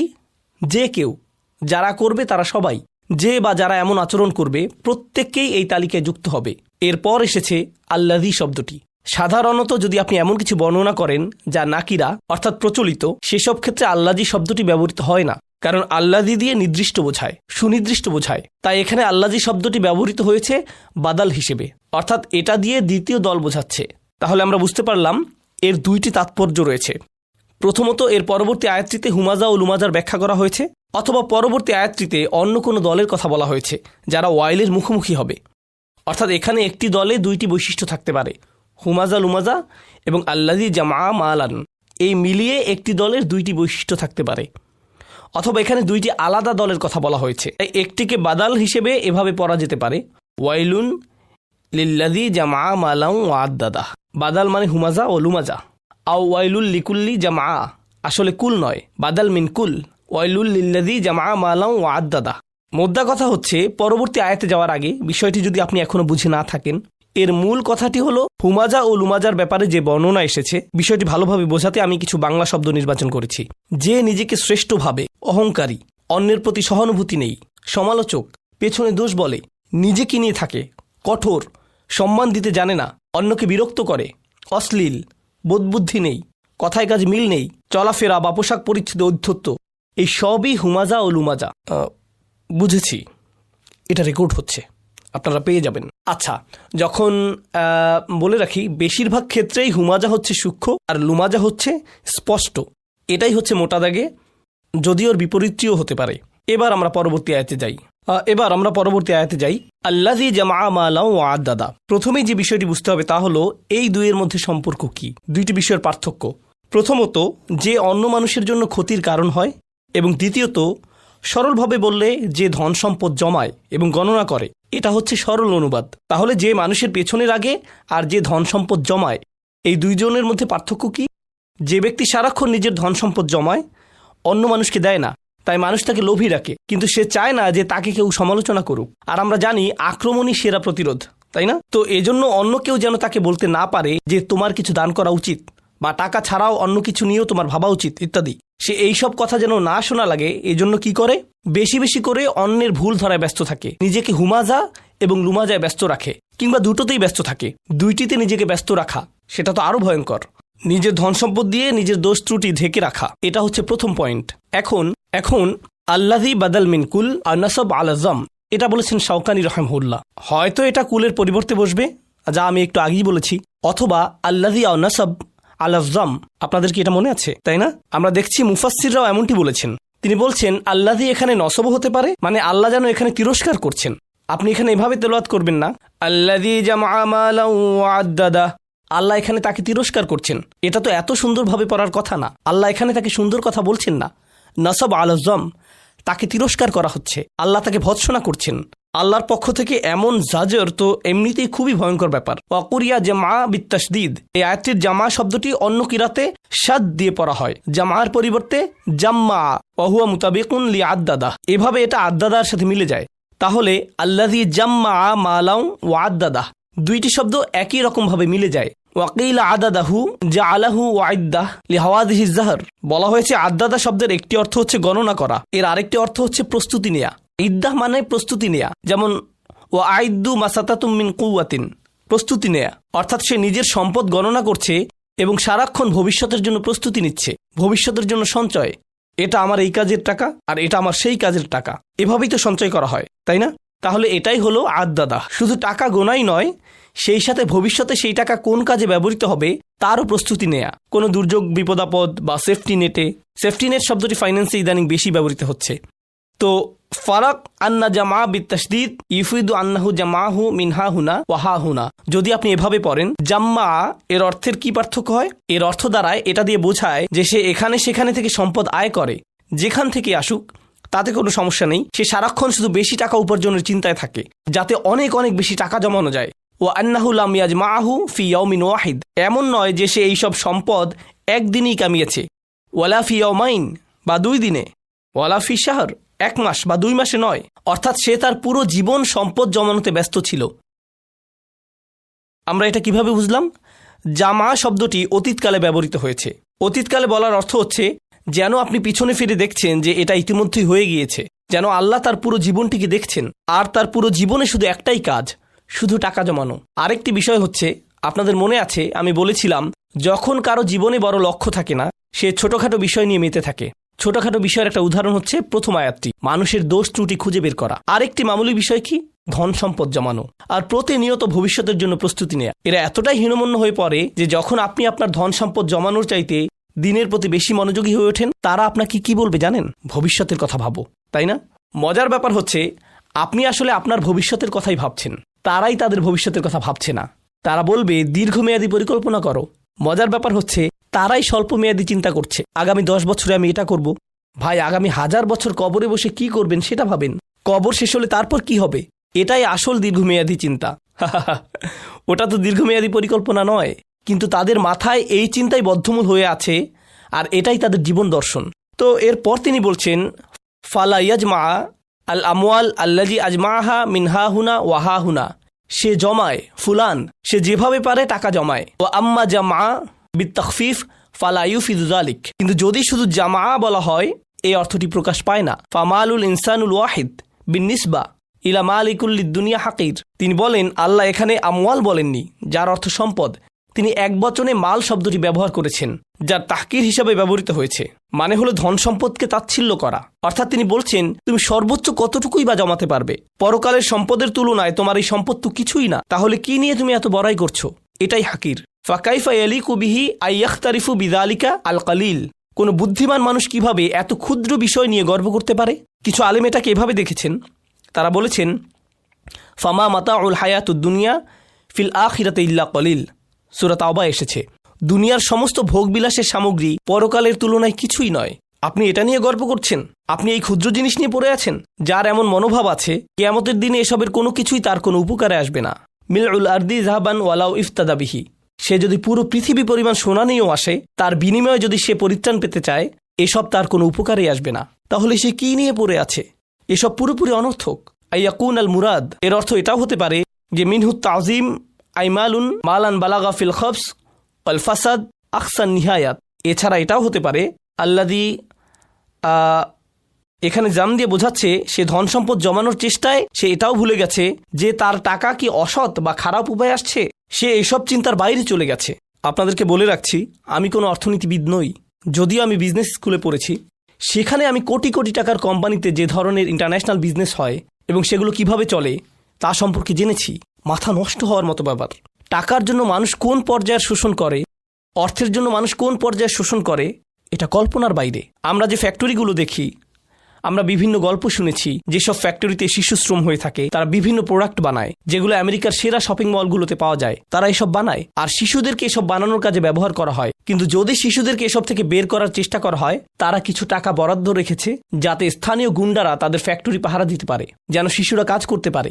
এটা তাদের ব্যবসার পরিকল্পনাতেই থাকে। যতক্ষণ না জাতিসংঘ বা অন্য কেউ তাদের কাজে ব্যাঘাত ঘটায়, তারা এটা চালাতেই থাকে। এছাড়া স্থানীয় রাজনীতিবিদদের কিছু টাকা দিলে তারা এটা নিশ্চিত করবে যেন এটা কেউ না জানে, কোনো মিডিয়া এটা যেন নিউজ করতে না পারে বা কোনো তথ্য প্রমাণ না থাকে, ইত্যাদি ইত্যাদি। এভাবে তারা কিছু টাকার জন্য অন্যায়ের চূড়ান্ত সীমায় পৌঁছে যায়। শুধুমাত্র এই দেশেই এই লোভের কারণে কত ধরনের শোষণ হচ্ছে আপনারাই দেখুন। আটলান্টিকের কথা বাদই দিলাম, তাদের এই লোভের কারণে কত মানুষ তাদের ঘর বাড়ি হারিয়েছে। এর কারণে পুরো অর্থনীতিতে ধস পড়েছে। এখন তারা টিভিতে এটা নিয়ে পুরো একটা NPR শো করে বলছে যে হার্ভার্ড বিজনেস স্কুল NYU নাকি এমন অনৈতিক ব্যবসা শেখাচ্ছে যার মূল কথা হচ্ছে যেভাবেই হোক টাকা বানানো। এর শেষ কথাই হলো লাভ করা। লাভ করতে গিয়ে মানুষের উপকার হোক বা না হোক, দেশের অর্থনীতি ধসে পড়ুক, 10 বছর পরে কি অবস্থা দাঁড়াবে এসব কিছু না ভেবে শুধু নিজের কথা ভাবলেই চলবে। এখন এর বাইরে আরেকটি ব্যাপার চিন্তা করুন, এটা হচ্ছে ডোনাল্ড ট্রাম্প মানসিকতা। ডোনাল্ড ট্রাম্প হচ্ছেন খুবই প্রভাবশালী ব্যক্তি, কয়েকশো কোটি ডলারের মালিক। তার নিজের টিভি শো আছে যেখানে সে প্রচার করে যে কিভাবে উদ্যোক্তা হওয়া যায়। মোদ্দা কথা হচ্ছে সবকিছুর ঊর্ধ্বে তিনি একজন রিয়েল এস্টেট ব্যবসায়ী। আপনারা তো জানেন সমাজে রিয়েল এস্টেট কিভাবে কাজ করে।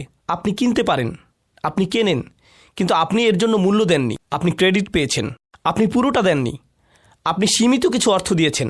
এরপর আপনার ক্রেডিট জমা হচ্ছে, এবার আপনার ক্রেডিট জমা হচ্ছে, এটা দিয়ে আপনি আবার কিনতে পারবেন, আপনি হয়তো ভাড়া দিবেন। এভাবে আপনি আপনার সাম্রাজ্য বাড়াতে থাকেন।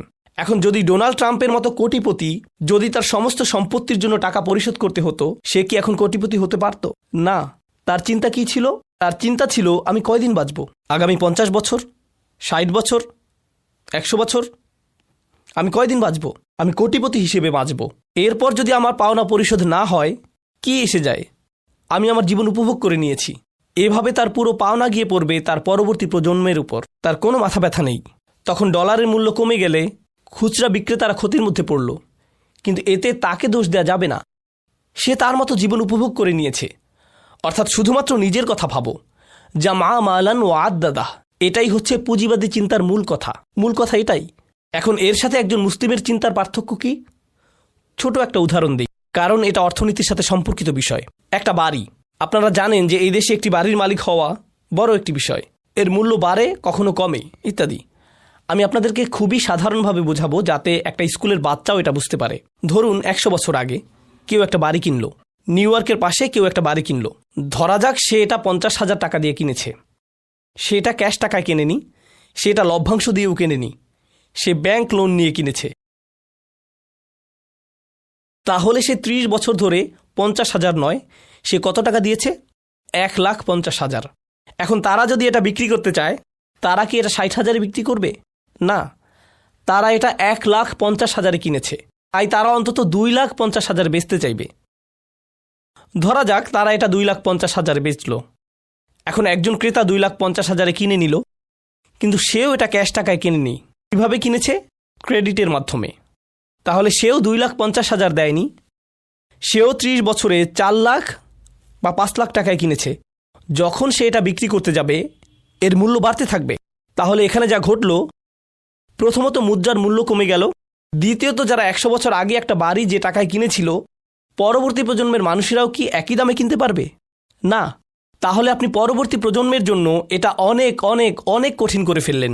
এটাই রিবা, এটাই যা মা মালান ও আদাদা। এটা পরবর্তী প্রজন্মের জন্য সমস্যা তৈরি করে। এখন আসুন এর সাথে একজন মুসলিমের মানসিকতার তুলনা করি। একজন মুসলিমের মানসিকতা হলো একজন বৃদ্ধের জন্য যে প্রায় কবরের কাছাকাছি চলে গিয়েছে, সে তার বীজ বপন করে যাবে যাতে গাছ বাড়তে পারে। আপনি বলবেন গাছ বাড়লে লাভ কি? আপনি তো ততদিন বেঁচেই থাকবেন না। সে বলবে না, এটা একদিন কাউকে না কাউকে ছায়া দেবে, সেটা হবে আমার জন্য সাদাকায়ে জারিয়া। এটাই হচ্ছে একজন মুসলিমের মানসিকতা। এমনই হওয়া উচিত। আমরা চিন্তা করব কিভাবে ভবিষ্যৎ প্রজন্ম উপকার পায়। খাও দাও, ফুর্তি করো আর মরে যাও, এমন না। এখানেই আমাদের চিন্তা আলাদা। আর এটাই আসলে আমরা যখন অধ্যয়ন করব, আমরা কেবল এটা ভাববো না যে 1400 বছর আগে কি হয়েছে। এগুলো আমাদের সময়েরই বাস্তবতা। এগুলো আমাদের সময়ের অনেক বড় সমস্যা। দুর্ভাগ্যজনকভাবে মুসলিম হয়েও আমরা যেন পুঁজিবাদী ব্যবস্থার অন্ধকার কালো থাবায় জড়িয়ে পড়েছি। আমরা নিজেরাই কুৎসিত ও বাজে রকমের পুঁজিবাদী হয়ে গিয়েছি। আমরা এখন আর মানুষের পরোপকারের কথা, সমাজের ভালোর কথা ভাবি না, তাই না? আমরা জামা মালান ও আদাদার মধ্যে অন্তর্ভুক্ত হয়ে গিয়েছি। আল্লাহ আমাদের সবাইকে এ থেকে রক্ষা করুন, যাতে আমরা এই কদর্য থেকে বের হতে পারি। আচ্ছা আদাত্তু শাই লিকাদা ও আদাত্তু ইদা আমসাকতুহু লাহু ওয়া জাআলতুহু ইদ্দাহ ওয়া দাখিরা লিহাওয়াদিহি দাহর ওয়া সানিয়া আদাদাহু। তিনি এখানে মূলত যা বলেছেন তা হলো, আদাদা মানে হলো প্রস্তুতি নেয়া, কিছু প্রস্তুত করা ভবিষ্যতের কোনো বিপদাপদের জন্য, এমনও বোঝায়। আই আহসাহু আরেকটি অর্থ হলো ঠিকভাবে গণনা করা। ওয়া জাআত তাসদীদ, এতে তাসদীদ দেয়া হয়েছে। ওয়া আদাদাহ, এতে তাসদীদ রয়েছে। তাসদীদের মাহাত্ম্য কি? ইয়াদুল্লু লিকাসিরাতিল মাদুদ, এর অর্থ হলো অনেক বেশি গণনা করা। সে সব সময় গণনায় ব্যস্ত থাকে এবং সে অনেক টাকা গণনা করে, সে সারাক্ষণ গুনতে থাকে। এটাও বোঝায় যে সে সারাক্ষণ গুনতে থাকে। আপনারা কি এমন কাউকে দেখেননি যে প্রতি ঘন্টায় ঘন্টায় অ্যাকাউন্টে লগ ইন করে আর টাকার পরিমাণ না দেখলে তার যেন নিঃশ্বাস বন্ধ হয়ে আসে? দেখেছেন? আমি বিজনেস স্কুলে গিয়েছি, আমার সাথে ফাইন্যান্সের ছাত্ররা বসেছিল। ওদের মেজর ছিল ফাইন্যান্স, তবে তারা মুসলিম ছিল। আমরা লাইব্রেরিতে ছিলাম। ওরা কি করছিল? ওরা শিখছিল কিভাবে স্টকে ইনভেস্ট করতে হয়। তারা সারাক্ষণ কি নিয়ে ব্যস্ত ছিল? ওহ, এই তো বেড়ে গেল, ওহ এই আবার কমে গেল, ওহ যেন কেউ তাদের শরীরে সারাক্ষণ ইলেকট্রিসিটি লাগিয়ে দিয়েছে। তারা তাদের ট্রেডিং অ্যাকাউন্টে ওহ আহ ইয়াতাখাব্বাসতুহু শাইতান মিনাল মাস, আল্লাহ বলেন যেন শয়তান তাদের স্পর্শ করছে, তাদের গুঁতো দিচ্ছে। ওরা অনবরত চেঁচিয়ে উঠছিল, ও মাই গড, ওহ আহ আবার ফিরে পেয়েছি। তারা সারাক্ষণ এমন প্রতিক্রিয়া দেখাচ্ছিল। শেষে লাইব্রেরি কর্তৃপক্ষ এসে বলল, তারা বলল, না না না, আমি এখন জামউ মালিন ও আদিদ নিয়ে ব্যস্ত আছি। জামউ মালিন ও আদিদুহ। তাহলে আয়াতের প্রথম অংশে অন্যের প্রতি তার মনোভাব নিয়ে বলা হয়েছে, আর দ্বিতীয় অংশে তার নিজের প্রতি মনোভাব নিয়ে বলা হয়েছে। সে কি নিয়ে নিজেকে ব্যস্ত রাখে। মজার ব্যাপার হচ্ছে, মানুষের কাছ থেকে যা প্রত্যাশা করা হয়, মানুষ আসলে তার সম্পূর্ণ বিপরীত। আপনার অন্যের সাথে ভালো আচরণ করার কথা ছিল, নিজের জন্য টাকা না জমিয়ে অন্যকে দান করার কথা ছিল, যা আপনার কাছ থেকে প্রত্যাশা করা হয়। এখানে তার বিপরীতটাই বর্ণনা করা হয়েছে। তাহলে আদাদা মানে হলো বারবার গুনতে থাকা, গণনার পুঙ্খানুপুঙ্খ হিসেব রাখা, কিংবা এর অর্থ হতে পারে ভবিষ্যতের জন্য প্রস্তুতি নেয়া। আমাদের কতটুকু সময় বাকি আছে? আমার কাছে ঘড়ি নেই। ও, আমাদের সময় আছে, আমি ধীরে সুস্থে বাকিটা শেষ করব। আচ্ছা, কেন এই দুইটি ক্ষেত্র একত্রে এসেছে এবং এই দুইয়ের মধ্যে সম্পর্ক কি, আমরা সেটা নিয়ে আলোচনা করছি। তা হলো, একটি হচ্ছে অন্যের প্রতি মনোভাব, অপরটি হলো সেই নিজের প্রতি কিভাবে সেটা। এখন এক বচনে মালান শব্দটি দিয়ে কি বোঝায় আমরা সেটা জেনেছি, এবং এটা কিভাবে কারো জীবনে প্রভাব ফেলে সেই সম্পর্কে জেনেছি। এবার আমরা তৃতীয় আয়াত সম্পর্কে জানব। ইয়াহসাবু আন্না মালাহু আখলাদা। ইয়াহসাবু শব্দটি হচ্ছে মিন আফআলিল কুলুব, অর্থাৎ যেসব ক্রিয়া অন্তর বোঝাতে ব্যবহৃত হয়। অর্থাৎ এখন আল্লাহ তাআলা মানসিকতার দিকটি তুলে ধরছেন, যে তার অন্তরে কি ঘটছে। প্রথম দুইটি আয়াত ছিল তার কাজের ব্যাপারে, এগুলো ছিল বাহ্যিকভাবে। কিন্তু তৃতীয় আয়াতে এসে তিনি বলছেন তার ভেতরের কথা, তার ভেতরে কি চলছে। ইয়াহসাবু, সে ভাবে, আন্না মালাহু আখলাদাহ, তার সম্পদ তাকে চিরস্থায়ী জীবন দিবে বা তাকে অমর করবে।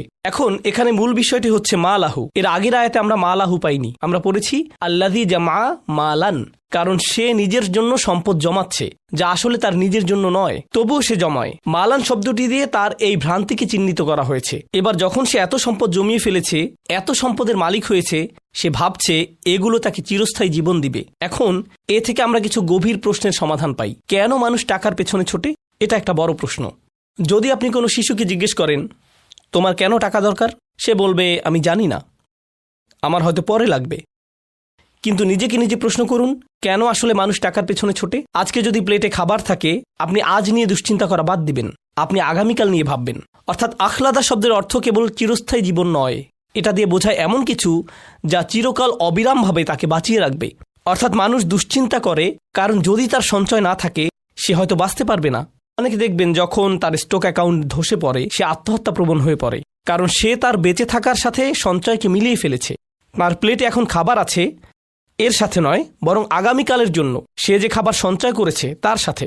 আখলাদা শব্দটি দিয়ে এটাও বোঝায়, সে কেবল এটা ভাবে না যে সে সারা জীবন বাঁচবে, বরং এটাও ভাবে যে ভবিষ্যতে এটা তার কাজে লাগবে।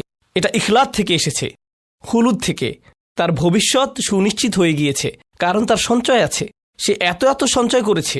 এখানে আরেকটি ব্যাপার হলো, এই ধারণাটি স্মৃতিস্তম্ভ বানানোর সাথে সম্পর্কিত। দেখবেন মানুষ চায় মানুষ তাকে মনে রাখুক। যে বিষয়গুলোর কারণে মানুষ কাউকে মনে রাখে তার একটি হলো সম্পদ।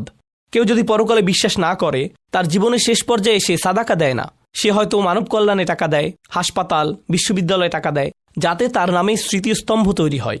এটাই তার জন্য একমাত্র বস্তু যাতে মানুষ তাকে মনে রাখবে। তাই সে অনেক অনেক টাকা আয় করে যাতে মানুষ তাকে এসব স্মৃতিস্তম্ভের কারণে মনে রাখে, যেগুলো নিছক পাথর বা মেটালের তৈরি জড়বস্তু দিয়ে বানানো। এই বিষয়টিও কোরআনে বলা হয়েছে। হুদ জাতির বিষয়ে বর্ণনাটি এসেছে। আল্লাহ আযজা ওয়াজাল্লা বলেন, আতাত্তাখিযুনা মাসানিআ লাআল্লাকুম তাখলুদুন। তাখলুদুন, তোমরা ভাস্কর্য তৈরি করছো এই মনে করে যে তোমরা চিরস্থায়ী হবে। এর সাথে চিরকাল বাঁচার সম্পর্ক কি? সম্পর্ক আছে। তাদের নাম, তাদের উত্তরাধিকার, তাদের স্মৃতি চিরকাল থাকবে। এইসব অপ্রয়োজনীয় স্মৃতিস্তম্ভ বানানোর পেছনে এটাই কি কারণ? তারা এইসব বিশাল স্তম্ভ বানাবে যা দিয়ে হাজারো লোককে খাওয়ানো যেত, কিন্তু না, তাদের এটা বানাতেই হবে। তাদের তো এইসবই সুন্দর স্থাপত্যের স্তম্ভ বানাতেই হবে। এটা কিন্তু মুসলিমদের মধ্যেও হচ্ছে। আপনারা বিভিন্ন গরিব মুসলিম দেশেও খুব সুন্দর সুন্দর স্তম্ভ দেখবেন, কিন্তু তাদের এটা বানাতেই হবে, কারণ এগুলো নাকি জাতীয় ঐক্যের প্রতীক। তাহলে যেসব গৃহহীন গরিব মানুষেরা স্তম্ভের পাশে শুয়ে থাকে, তারা কিসের প্রতীক? তারাও কি আপনাদের জাতীয় ঐক্যের প্রতীক? সেখান থেকে কিছু টাকা তাদেরকে দিলে কি হতো? তারা এখন কি করবে? তারা কি সেই স্তম্ভ খাবে? তারা এটা দিয়ে কি করবে? তো এভাবে টাকার অপচয় করা হচ্ছে। আর তারা বলছে এগুলো দিয়ে নাকি তারা তাদের জাতির মানুষদের কাছে চিরকাল বেঁচে থাকবে। এটা আসলে আমি আগেও এটা পড়েছি, আবার পড়ছি। এটা হচ্ছে পিরামিডের প্রতি একজন দার্শনিকের মনোভাব। তিনি এটা লিখেছিলেন। এটা একটা জাদুঘরে পিরামিডের ছবির নিচে লেখা ছিল। তার লেখাটা দেখুন। শান্ত এবং স্বয়ংসম্পূর্ণ, স্থির ও দৃঢ় পিরামিডের প্রতিধ্বনি অনন্তকাল ধরে বাজে। এটা মানুষের বেঁচে থাকার ইচ্ছার হাহাকারকে সংজ্ঞায়িত করেছিল আর সময়ের ঝড়কে ধরতে পেরেছিল। মানুষটা মারা যাবে, অন্তত তার বানানো পিরামিডটি সময়ের ঝড়কে ধরতে পারবে। অনন্তকালের প্রতি এটাই তার আকাঙ্ক্ষা, এটাই তার ইচ্ছা, যেন চিরকাল বেঁচে থাকা যায়। আল্লাহ এই ইচ্ছা মানুষের মধ্যে দিয়েছেন। এই আকাঙ্ক্ষা যদি জান্নাত লাভের প্রতি না হয়, এটা নিশ্চিতভাবেই নিজের ধন সম্পদ দিয়ে এসব স্মৃতিস্তম্ভ বানানোর দিকে যাবে। কিন্তু আকাঙ্ক্ষা থাকবেই। যেমন যে কোনো সুন্দর জিনিসের প্রশংসা করাটা আল্লাহ আমাদের মনে দিয়ে দিয়েছেন। অসাধারণ কোরআন তেলাওয়াত শুনে যদি আপনার ভালো না লাগে, এর মানে আপনি মিউজিকের প্রতি ঝুঁকে পড়েছেন। আকাঙ্ক্ষা কিন্তু থাকবেই। এর গতিপথ ঠিক করে দিতে হয়, এদিকে যাবে নয়তো ওদিকে যাবে। বুঝতে পেরেছেন? এটাই আমরা এখানে শিখছি। তো যারা, বলে রাখি, এটা আমার শিক্ষক ডক্টর আহমদের মন্তব্য। তিনি এই সূরা নিয়ে মন্তব্য করেছেন। তিনি বলেন, দুনিয়ার প্রতি মানুষের দুই ধরনের প্রলোভন থাকে। কোরআনে সাধারণত টাকা এবং সন্তানের কথা বলা হয়েছে, তাই না? আত-তাকাসুর ফিল আমওয়ালি ওয়াল আওলাদ। আমরা দেখছি এই সূরায় কিসের কথা বলা হয়েছে? মাল, আওলাদ নয়। তিনি এটা নিয়ে মন্তব্য করেছেন। এটা তার নিজের চিন্তা। তিনি বলেন, আমি আমার জীবনে লক্ষ্য করেছি যাদের সন্তান নেই তারা টাকার প্রতি আরও বেশি মগ্ন হয়ে পড়ে।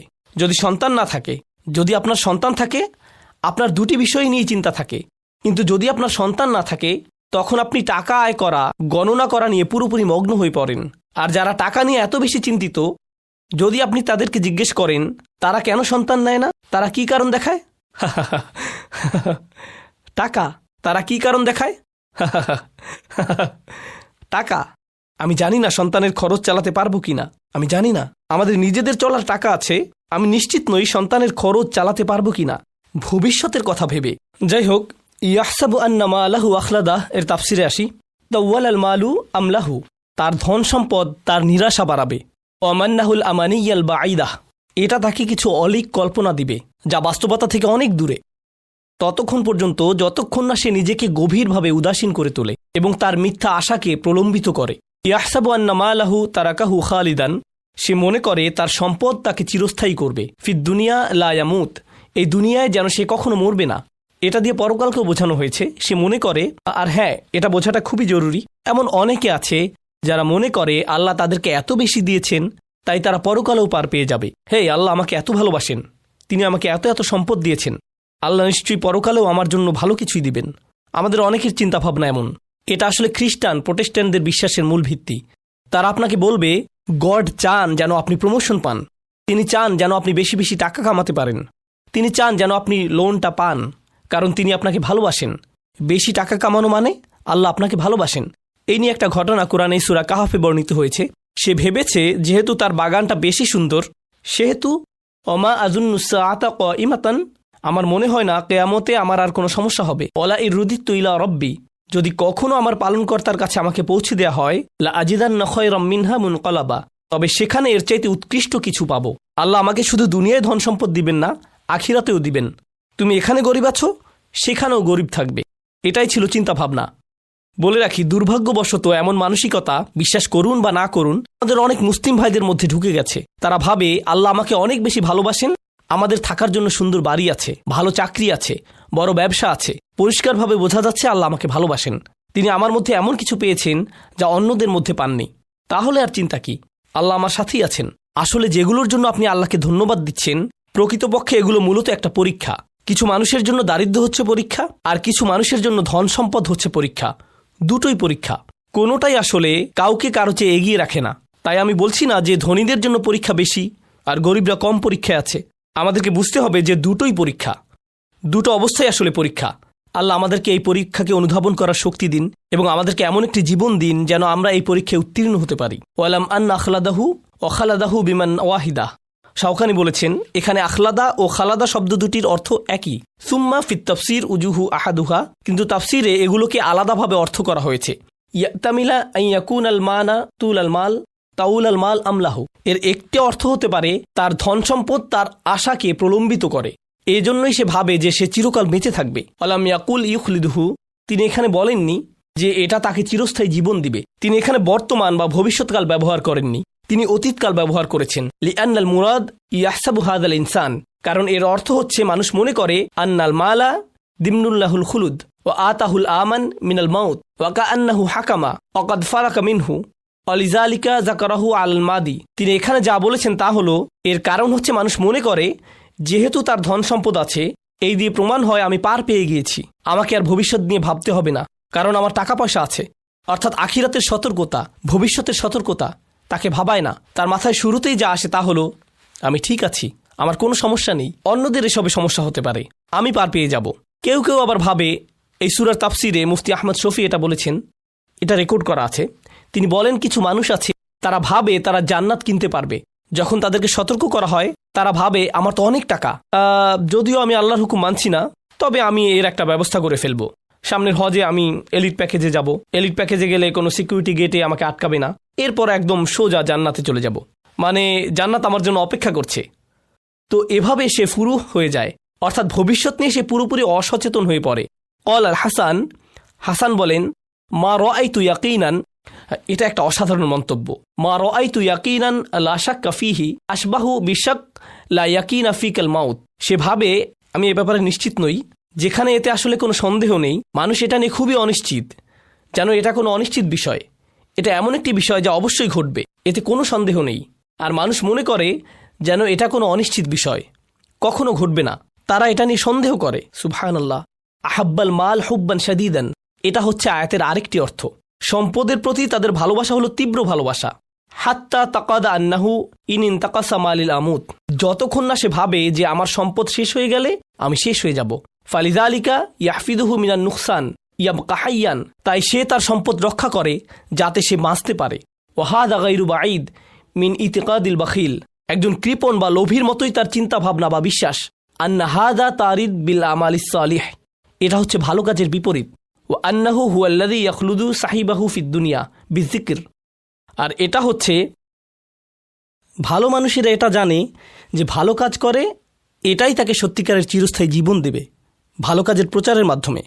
ওয়াফি আখিরি নাঈমিল মুকিম, এবং সব কিছুর শেষে সে সুখী জীবন পাবে। এবার এই আয়াতটি নিয়ে আমি আমার নিজের চিন্তাগুলো আলোচনা করে এই সূরাটি শেষ করব ইনশাআল্লাহ তাআলা। আমরা প্রায় শেষ পর্যায়ে চলে এসেছি। আচ্ছা, কয়টা বাজে? ও আল্লাহ, আচ্ছা আমি শেষ করার চেষ্টা করব। আমি যদি না পারি আমি চেষ্টা করব। ওকে, এই সূরার শেষটা অসাধারণ। আল্লাহ আযজা ওয়া জাল্লা 5টি অপরাধের কথা বলেছেন। হুমাজা, লুমাজা, জামা মালান, আদ্দাদা এবং ইয়াহসাবু। আল হুসুব আন্নাল মাল আখলাদাহু, আল হুসবান আন্নাল মাল আখলাদাহু, ইয়াহসাবু আন্নাল মালাহু ওয়া আখলাদাহ। এই 5টি অপরাধ যদি আপনি সূরার শেষে দেখেন, আল্লাহ 5টি শাস্তির বর্ণনা দিয়েছেন। আল হুতামা নারুল্লাহিল মুকাদা আল্লাতী তাত্তালিউ আলাল আফইদা, তৃতীয়। ইন্নাহা আলাইহিম মুসাদা, চতুর্থ। ফি আমাদিম মুমাদ্দাদা, পঞ্চম। আর যারা এসব কাজের সাথে জড়িয়ে গেছে তাদের অন্তরে কি অসাধারণভাবে ভয় ঢুকিয়ে দেয়া হয়েছে। কাল্লা লায়ুমবাদান্না ফিল হুতামা, হুতাম শব্দটির আরেকটি অর্থ হলো ভাঙা। হুতাম শব্দের মূল অর্থ কাসরা, যার অর্থ ভাঙা। হুতামা শব্দটি দিয়ে বোঝায় এমন ফসল যা হলুদ হয়ে গিয়েছে, অর্থাৎ তোলার সময় হয়েছে। মানুষ একে তুলতে গেলে কি হয়? একে ভাঙা হয়, ছিঁড়ে ফেলা হয়। এই শব্দটি সূরার অন্য একটি শব্দের বিপরীত, সেটা হলো কারো উদ্যম ভাঙা। মনে আছে আপনাদের? আল হুমাজ কাসর, তাই না? আপনি অন্য মানুষের উদ্যম ও সম্মান ভাঙবেন, এর ফলে আপনি নিজেকেই ভাঙা অবস্থায় দেখতে পাবেন। এটা আপনাকে ধ্বংস করে দিবে। হুতামা, সুবহানাল্লাহ। এই দুইটি শব্দের মধ্যে কি চমৎকার মিল। যখন পিঁপড়ারা সুলাইমান আলাইহিস সালামকে ভয় পেল, তারা বলল লায়াহতিমান্নাকুম, সুলাইমান যেন আমাদের উপর দিয়ে না যায়, আমাদেরকে পিষে না দেয়, ভেঙে না দেয়। কেউ কেউ বলেন হুতামা হচ্ছে জাহান্নামের চতুর্থ বা ষষ্ঠ স্তর। আল্লাহু আলাম, এটা শুধু মন্তব্য।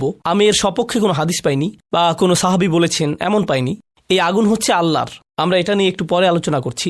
আগে এই আয়াতের ব্যাখ্যা শেষ করে নিই। কাল্লা লায়ুম বাদান্না, আরবিতে নাবাদা শব্দের অর্থ হচ্ছে এমন কিছু ফেলে দেয়া যার কোনো মূল্য নেই। নাবাদা মানে এমন কিছু ফেলে দেয়া যার কোনো মূল্য নেই। আল্লাহ বলেন না, কখনোই না।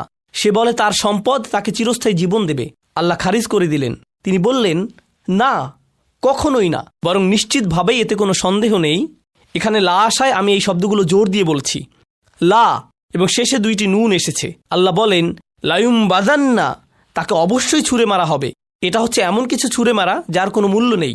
এই শব্দটি বনি ইসরাইলের মানুষদের বোঝাতে ব্যবহৃত হয়েছিল যখন তারা তাওরাত তাদের পেছনে ছুঁড়ে ফেলে দিয়েছিল।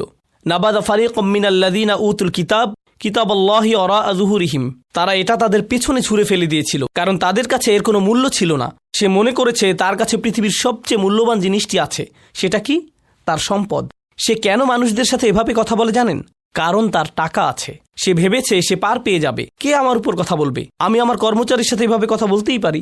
আমি হচ্ছে ইসলামিক সেন্টারের সবচেয়ে বড় দাতা। কে আমার উপর কথা বলবে? আমার টাকা ছাড়া তো স্কুল চলতেই পারবে না। আমি যেভাবে ইচ্ছা সেভাবেই চলতে পারবো। আমি যেভাবে ইচ্ছা সেভাবেই বলতে পারি। এ তো কেবল টাকার ব্ল্যাঙ্ক চেক নয়, এটা আমার মুখের জন্য একটা ব্ল্যাঙ্ক চেক। বুঝতে পারছেন? সে এভাবেই ভাবে। এখন পরিশেষে সে নিজেই মূল্যহীন হয়ে গেছে। তাকে ময়লা আবর্জনার মতো নিক্ষেপ করা হবে ফিল হুতামা, আল হুতামার মধ্যে সবচেয়ে জঘন্য জায়গায়। আসানি মানাহু লায়ুম বাজান্না ফিল লাম তাওয়াব আল কসম। আল্লাহ এখানে লায়ুম বাজান্না শব্দে লাম আশায় বোঝা যাচ্ছে এখানে শপথ করা হয়েছে। মানে হচ্ছে আল্লাহ বলছেন আমি শপথ করে বলছি তাকে নিক্ষেপ করা হবে। শুধু অবশ্যই অবশ্যই অবশ্যই নিক্ষেপ করা হবে বলেননি, আল্লাহ এখানে সরাসরি শপথ করে বলেছেন। আরেকটি বিষয় হচ্ছে লায়ুম বাজান্না শব্দটি কিছু কেরাতে এভাবে উচ্চারিত হয়েছে লায়ুম বাজান্না। এখানে পার্থক্য কি হলো? লায়ুম বাজান্না দীর্ঘ করে পড়া হয়েছে, তাই না? একটা অতিরিক্ত আলিফ দিয়ে পড়া হয়। দ্বিতীয়ত এর অর্থ হুয়া অমালুহু, সে এবং তার সম্পদকে নিক্ষেপ করা হবে। তুমি একে এতই ভালোবেসেছ, যাও এর সাথেই থাকো। তুমি কখনোই একে ছাড়তে চাও না, ঠিক আছে, একে আর কখনোই ছাড়তে হবে না। এগুলো সহই তোমাকে নিক্ষেপ করা হবে। সুবহানাল্লাহ, হুয়া ওয়ামালুহু। তো আর বলে রাখি, ফিল হুতামা এখানে ফি শব্দটি ব্যবহার করায় অক্তাদি আন্নাহু মাউদিউন লাহু কা আমিকুন জিদ্দান কালবীর। ফি শব্দটি দিয়ে বোঝা যায় সে এর মধ্যে নিক্ষেপিত হবে। মানে হচ্ছে সেই জায়গাটি খুব বেশি গভীর, তাকে এর ভেতরে একদম তলদেশে নিক্ষেপ করা হবে। লায়ুম বাজান্না বিজম্মিম জাল, একে লায়ুম বাজান্নাও পড়া হয়।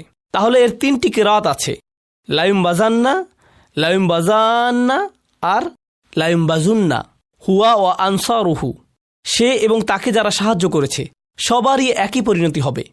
তাহলে তিনটি ব্যাখ্যা, সে নিজে, সে আর তার সম্পদ, সে এবং তার সব বন্ধু, তার সমস্ত কাছের মানুষ। ওয়াসুম্মিয়াত আন্নার হাহুনা বিল হুতামা, এবং এখানে আগুনকে হুতামা হিসেবে চিহ্নিত করা হয়েছে লিআন্নাহা তাহতিমাল আজম, কারণ এটা হাড় ভেঙে দেয়। হাত্তা তসিলা ইলাল কুলুব, যতক্ষণ না এটা অন্তরে পৌঁছায়।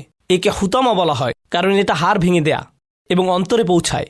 আমরা কিভাবে বুঝলাম যে এটা অন্তরে পৌঁছায়? ইন্নাহা তাত্তালিউ আলাল আফইদাহ, সামনে আসছে। নাবাজা, আমরা নাবাজা শব্দটি নিয়ে আলোচনা করেছি। আরবি ভাষায় একই রকম আরেকটি শব্দ হলো তরাহা, ত র এবং হা। এর অর্থও কোনো কিছু ছুঁড়ে ফেলা, কিন্তু এটা দিয়ে এমন কিছু ছুঁড়ে ফেলা বোঝায় যা মানুষের কাছ থেকে আড়াল করার জন্য ছোড়া হয়। ধরুন আপনি কোনো কিছু ময়লার ঝুড়িতে ফেললেন, এমনভাবে ভেতরে ফেললেন যাতে কেউ দেখতে না পারে, আপনি লুকিয়ে ফেললেন। ও হ্যাঁ, এই শব্দটি ব্যবহৃত হয়েছিল যখন ইউসুফ আলাইহিসসালামের ভাইরা তাকে লুকিয়ে ফেলতে চেয়েছিল। আয়ুত্তর হুহু, এমনভাবে লুকিয়ে ফেলো যাতে কেউ তাকে দেখতে না পারে, এমন কোনো জায়গায় ফেলে দাও যাতে কেউ তাকে না দেখে। এটা এই শব্দের আরেকটি অর্থ। ফি আন্নামা যাকারাহু বিলাফজিন নাবাজ আদাল আলাল ইহানা, তিনি এখানে নাবাজ শব্দটি ব্যবহার করেছেন। এর অর্থ হচ্ছে তাদের জন্য রয়েছে অপমান। লিআন্নাল কাফির কানা ইয়াতাকিদু আন্নাহু মিন আহলিল কারামা, কারণ অবিশ্বাসীরা মনে করত তারা সম্মান পাবে। ক্বালা মাকাতিল হিয়া তাহতামুল ইজাম ওয়া তাকুলুল লুহুম, মাকাতিল বলেন এটা হাড়গোড় ভেঙে দেবে এবং মাংস গলিয়ে দেবে, হাত্তা তাহজিম আলাল কুলুব, যতক্ষণ না এটা অন্তরে পৌঁছায়। এই শব্দটি দিয়ে জাহান্নাম বোঝানোর তাৎপর্য কি? প্রথমত এর কি কি তাৎপর্য আছে তা নিয়ে ইমাম ফখরুদ্দিন আর রাজি রহমাহুল্লাহ একটা তালিকা করেছেন যে কেন আল্লাহ তাআলা জাহান্নাম না বলে হুতামা শব্দটি ব্যবহার করেছেন। প্রথম পয়েন্ট, আল ইত্তিহাদ ফি সূরা কাআন্নাহু তাআলা ইয়াকুল, এটা সূরার মধ্যে সামঞ্জস্য বিধান করে, যেন আল্লাহ বলছেন ইন কুনতা হুমাজাতুল লুমাজা ফাওয়ারাকা আলাল হুতামা, যদি তুমি হুমাজা বা লুমাজা হও আমি তোমাকে হুতামায় পাঠিয়ে দেব। তাহলে এটা সূরার মধ্যে সমন্বয় সাধন করে। দ্বিতীয়ত, আন্নাল হামিজ বিকাসরি আইনিন, হামিজ বলা হয় তাকে যে মানুষের দিকে আর চোখে তাকায়, উদ্যম নষ্ট করে, মানুষকে নিচু করে দেখে। ইয়াদ আকাদরহু, এমনভাবে তাকায় যেন সে তার সম্মান নষ্ট করতে পারে। ফাকুলু তাআলা, আল্লাহ বলেন ওরা আকা হুতামা ফি হাতমি কাসার, আমি তোমার জন্য হুতামা রেখেছি, কেননা হুতামা দিয়ে ভাঙাও বোঝায়। সুতরাং শব্দটি দিয়ে দুইটি বিষয়কে একত্রে বোঝাচ্ছে। আন্নাল হাম্মাজ আল লাম্মাজ ইয়াকুলু লাহমান নাস, এটা মজার যেহেতু হাম্মাজ ও লাম্বাজ, এই হুমাজা ও লুমাজা মানুষের মাংস খেয়ে ফেলবে, এটাই সত্যি। এটা গীবত ও মানুষকে নিচু করে দেখা, এগুলো মানুষের মাংস খেয়ে ফেলবে। ওয়াল হুতামা আইদান ইসমুল লিন্নার মিন হাইসু ইন্নাহা তাকুলু যিলব ওয়াল লাহম, কারণ হুতামা এটাই করবে। কি করবে? এটা মানুষের মাংস খেয়ে ফেলবে। যেহেতু আপনি মানুষের সম্মান ভক্ষণ করেছেন, এটা আপনার মাংস এবং চামড়া খেয়ে নিবে। এরপর আমার পছন্দের মন্তব্য, সুবহানাল্লাহ, ইমাম ফখরুদ্দিন আল রাজির মেধার তারিফ করতে হয়। বলে রাখি, আকীদা নিয়ে তার কিছু মন্তব্য আছে যা বেশিরভাগ আলেম গ্রহণ করেন না, কিন্তু এতে তার অন্য কাজ প্রশ্নবিদ্ধ হয়নি। ভাষাগত বিশ্লেষণের ক্ষেত্রে তিনি ছিলেন অনন্য ব্যক্তিত্ব। আমরা তার ভালো কাজের তারিফ করব, আর যার সাথে আমরা একমত হতে পারিনি তার জন্য আমরা আল্লাহর কাছে দোয়া করব যেন তিনি তার ভুলগুলোকে ক্ষমা করে দেন। কোন আলেম ভুলের ঊর্ধ্বে? নবীজি সাল্লাল্লাহু আলাইহি সাল্লামের পরে? আপনি যদি বলেন যে ইনি এই ভুল করেছেন, তিনি সেই ভুল করেছেন, অন্যের ভুল ধরার আগে খেয়াল করে দেখুন গত সপ্তাহে আপনি কি কি ভুল করেছেন। এই আলেমগণ তাদের পুরো জীবন ব্যয় করেছেন দিন শেখার জন্য। যদি তারা এমন কিছু বলেনও যা বেশিরভাগ আলেম গ্রহণ করেননি, আমরা একে উপেক্ষা করব। আমরা আল্লাহর কাছে দোয়া করব যেন তিনি তার ভালো কাজগুলো সামনে নিয়ে তার ভুলগুলোকে উপেক্ষা করেন। এই মন্তব্যটি দেখুন, এটা পরে আমি স্তব্ধ হয়ে গিয়েছি। খুদ ওয়াহিদাম মিন্নি বিল ইসনাইনি মিনকা কাআন্নাহু, যেন আল্লাহ বলছেন দুইটি অপরাধের বিনিময়ে আমার কাছ থেকে একটি জিনিস নাও। তিনি কি বলছেন? তোমরা হুমাজা ও লুমাজার কারণে আমার কাছ থেকে হুতামা নাও, তোমার এই দুইটি কাজের বিনিময়ে আমার কাছ থেকে হুতামা নাও। ফায়াকুল কাইল কাইফা ইয়াফিল ওয়াহিদ বিল ইসনাইন, কিভাবে দুইটি অপরাধের জন্য একটি শাস্তি হতে পারে? দুইটির জন্য দুইটি শাস্তি হওয়া উচিত, কিন্তু এখানে দুইটির জন্য একটি শাস্তির কথা বলা হয়েছে। ফাকাল ইন্নামা তাকুল, যেন আল্লাহ বলছেন হাযা লিআন্নাকা লা তা'রিফু হাযাল ওয়াহিদ, তুমি এটা বলছো কারণ হচ্ছে তুমি জানোই না এটা কি। আর এজন্যই আল্লাহ বলছেন ওমা আদরাকা মাল হুতামা, কিভাবে তুমি জানবে হুতামা কি? তিনি এখানে প্রশ্ন ছুড়ে দিয়েছেন। আপনি বলতেই পারেন দুইটির বদলে কিভাবে একটি শাস্তি হয়, আপনার কোনো ধারণাই নেই আপনি কি নিয়ে কথা বলছেন। তাই তিনি বলছেন ওমা আদরাকা মাল হুতামা। অসাধারণ। হুতামা মানে ভাঙা, মোচড়ানো, বাঁকানো। হাতুম হচ্ছে এমন বাতাস যা কিছুকে ভেঙে দেয় বা আকৃতির পরিবর্তন করে দেয়। এটা দিয়ে দুমড়ে মুচড়ে ফেলা বা চূর্ণ বিচূর্ণ করাও বোঝায়। এবার অমা আদরাকা মাল হুতামা, তুমি কি অনুধাবন করেছ? অমা আদরাকা বাংলায় এমন অর্থ দাঁড়াবে তুমি কিভাবে ন্যূনতম আন্দাজ করবে, অথবা বলা যেতে পারে তুমি কখনোই জানবে না হুতামা কি। এর পরবর্তী আয়াতেই বলা হয়েছে কেন তুমি কখনোই জানবে না যে হুতামা কি। আল্লাহ বলেন নারুল্লাহ, আল্লাহর আগুন। মুংকদা শব্দে যাওয়ার আগে এই শব্দ দুইটি কেন গুরুত্বপূর্ণ আরও পরিষ্কারভাবে ব্যাখ্যা করছি। না কতাল্লাহ শব্দটি আপনার মনে আছে? না কতাল্লাহ আল্লাহর উট। নাক শব্দের পরে আল্লাহর নামটি যোগ করার কারণে আল্লাহ বোঝাচ্ছেন যে এই উটটি অন্য কোনো উটের সাথে তুলনা করা যাবে না। অমুক উটের সাথে তমুক উটের তুলনা হতে পারে, কিন্তু আল্লাহর উটের সাথে অন্য কোনো উটের তুলনা হবে না। আমি যদি আগুন ধরাই, এর সাথে অন্য একজন যদি বেশি ফুয়েল নিয়ে আগুন ধরায় বা অনেকে মিলে যদি আগুন ধরায়, এর সাথে তুলনা হতে পারে। তাদের হয়তো আগুন ধরানোর জিনিস আছে, বড় জায়গায় অনেক তেল দিয়ে বিশাল আগুন জ্বালালো, এটা তুলনা করা যায়। কিন্তু আল্লাহর আগুন, এই শব্দ দুইটি দিয়ে কি বোঝা যায়? এর সাথে কখনোই অন্য কোনো আগুনের তুলনা হবে না। শুধুমাত্র বলা যেতে পারে যে এটা হচ্ছে এমন আগুন যা আল্লাহ বিশেষভাবে প্রস্তুত করেছেন। তাহলে এখানে আল্লাহ শব্দটি দিয়ে তিনি একে অতুলনীয় করেছেন। এর ফলে আগের আয়াতটিও যথাযথ হয়েছে। কিভাবে তুমি এটা আন্দাজ করবে? কারণ এটা আল্লাহর আগুন। পৃথিবীর কোনো আগুন তোমাকে ন্যূনতম ধারণাও দেবে না যে এটা কেমন আগুন। নারুল্লাহ। এরপর তিনি বলেন আল মুংকদা।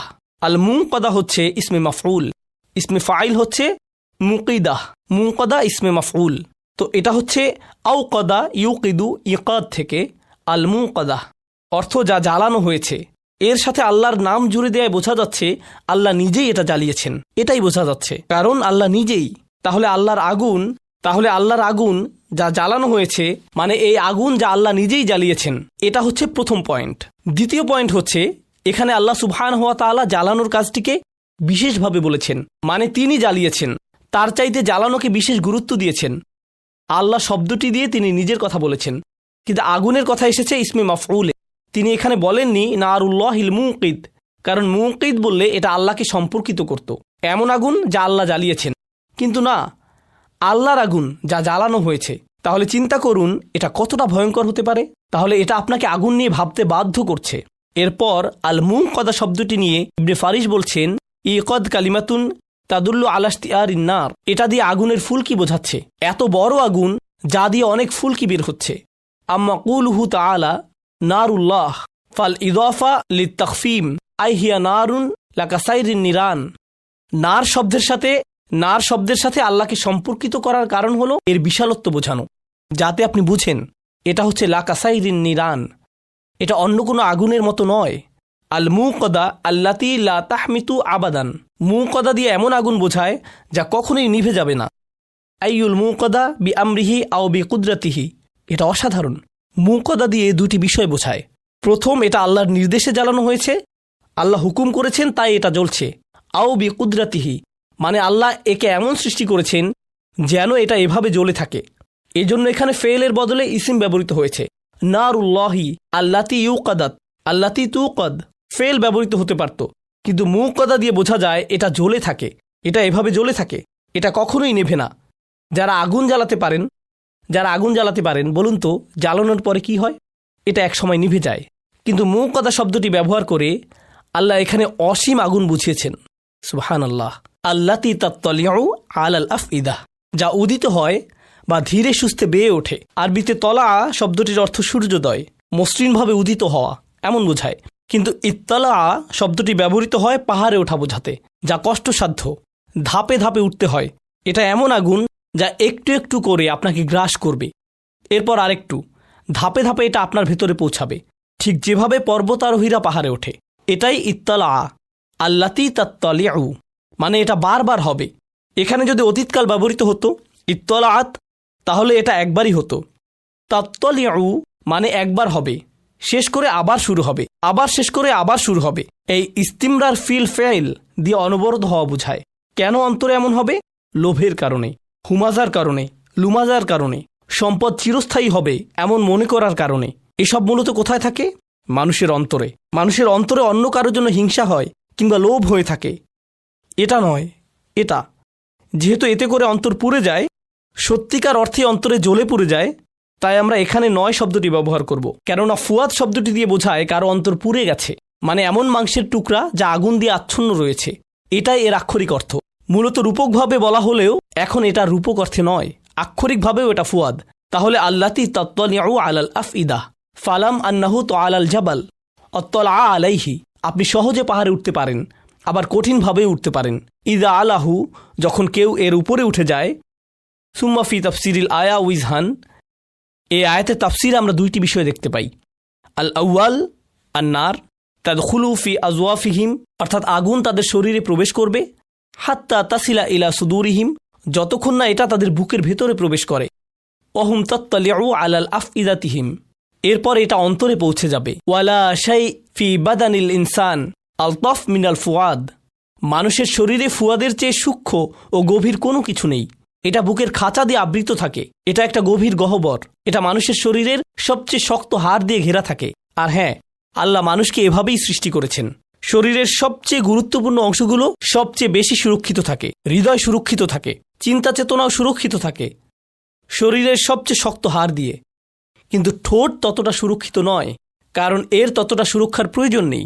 এর আসলে মাঝে মধ্যে শাস্তির দরকার হয়। এটা দিয়ে মানুষ আসলে বেশি পাপীর ভাগীদার হয়। যা আপনার ঈমানকে বাঁচাবে সেটা সুরক্ষিত, কিন্তু যা আপনাকে বিপদের মধ্যে ফেলে দিবে সেটা খোলামেলা। সুবহানাল্লাহ। যাই হোক, ফুয়াদ শব্দের আরেকটি অর্থ হচ্ছে অন্তরের সবচেয়ে গভীরতম জায়গা। এটাও গুরুত্বপূর্ণ। ভাষাগতভাবে সবচেয়ে গভীর, অন্তরের সবচেয়ে গভীরতম জায়গা। ওয়ালা আসাদ্দু তাআল্লু মানমিনহু বিআদান ইউমাসুহু। এটা এমন জায়গা যেখানে সবচেয়ে বেশি কষ্ট অনুভূত হয়। ফাকাইফা ইজা তলাত নারু জাহান্নাম আস্তাউলাত আলাইহি। কিভাবে এটা সম্ভব যে জাহান্নামের আগুন এসে এর উপর চড়ে বসবে? তিনি বলেন, ইজা আলাহা তলাকা, যদি আগুন অন্তরকে গ্রাস করে তাহলে সে মারা যাবে। এজন্যই আল্লাহ আয্যা ওয়া জাল্লা বলেছেন এটা তার উপরে উঠবে, কিন্তু এটা তাকে গ্রাস করবে না। মানে এটা হাড় চূর্ণ বিচূর্ণ করে দিবে, মাংস গলিয়ে দিবে, কিন্তু অন্তরকে গ্রাস করবে না। অন্তর কষ্ট অনুভব করবে, বারবার এটা কষ্ট পেতে থাকবে, এটা অন্তরকে জ্বালিয়ে দিবে না। সুবহানাল্লাহ। ফালিযালিকা ইয়াকুল সুবহানাহু ওয়া তাআলা সুম্মা লা ইয়ামুতু ফিহা ওয়া লা ইয়াহইয়া। এজন্যই সে এতে মারা যাবে না, কারণ অন্তরকে গ্রাস করলে সে মরে যাবে, তাই এটা বারবার অন্তরকে কষ্ট দিতে থাকবে। এই আয়াতের ব্যাপারে আরেকটি গুরুত্বপূর্ণ মন্তব্য, ওয়ায়াজুজ আন ইউখাস আল আফইদা লিআন্নাহা মাওয়াতিনুল কুফর। আল্লাহ এখানে আফইদাহ, ফুয়াদ শব্দটি বিশেষভাবে বলেছেন, কারণ এটাই অবিশ্বাসের মূল জায়গা। অল আকাইদিল ফাসিদাহ, এবং ভ্রান্ত বিশ্বাসের। অনিয়াতিল খাবিসাহ, এবং অশ্লীল চিন্তার। ইন্নাহা আলাইহিম মুসদাহ, শব্দগুলো লক্ষ্য করুন। ইন্নাহা আলাইহিম সহজ ভাষায়, এটা বিশেষভাবে তাদের জন্য। আলাইহিম শব্দটি আগে নিয়ে আসা হয়েছে। সাধারণভাবে বলা হয় ইন্নাহা মুসদাতুন আলাইহিম, কিন্তু এখানে আলাইহিম শব্দটি আগে এসেছে। একে বলা হয় তাকদিম আল জার ওয়াল মাজরুর, তাই এটা আগে এসেছে। এর মানে হলো এরা হলো তারা যাদের জন্য বিশেষভাবে মুসদা প্রস্তুত করে রাখা হয়েছে। এটা তাদেরকে বেষ্টিত করে থাকবে। এই শাস্তি তাদের জন্য বিশেষভাবে রাখা হয়েছে। তাহলে এটা জাহান্নামের সবার জন্য নয়, বরং সেই মানুষদের জন্য বিশেষ শাস্তি, বরং এই মানুষদের জন্য এই বিশেষ শাস্তি। এবার আউসাদা বা ইসাদ শব্দটির অর্থ এমন খাঁচা যেখানে পশু পাখিরা বন্দী থাকে, এমন একটা উঁচু দেয়াল যা বেয়ে পশুরা উঠতে পারে না, এটাই হচ্ছে মুসাদ। বা এর আরেকটি অর্থ হলো কোনো কিছু উল্টো করে রাখা। যেমন ধরুন আপনার কিছু খাবার আছে, আপনি তা প্লেট দিয়ে ঢেকে রাখলেন যাতে কিছু এসে খাবারের উপর না পড়ে, এটাকে ইসাদ বলা হয়, কিছু ঢেকে রাখা বা ঢাকনা দেয়া। এজন্যই আল্লাহ বলেছেন কুল্লামা আরাদু আন ইয়াখরুজু মিনহা উইদু ফিহা, তারা যতবার এ থেকে বের হতে চাইবে তারা আগের জায়গায় ফিরে আসবে, কারণ এটা ঢাকনা দিয়ে ঢাকা, তাদের উপরে ঢাকনা দিয়ে ঢাকা থাকবে। মুসাদা আলাম ইয়াকুল মুতবাকা শব্দটি দিয়েও ঢাকনা দিয়ে ঢাকা বোঝায়, কিন্তু তিনি এখানে মুতবাকা ব্যবহার করেননি, তিনি মুসাদা ব্যবহার করেছেন।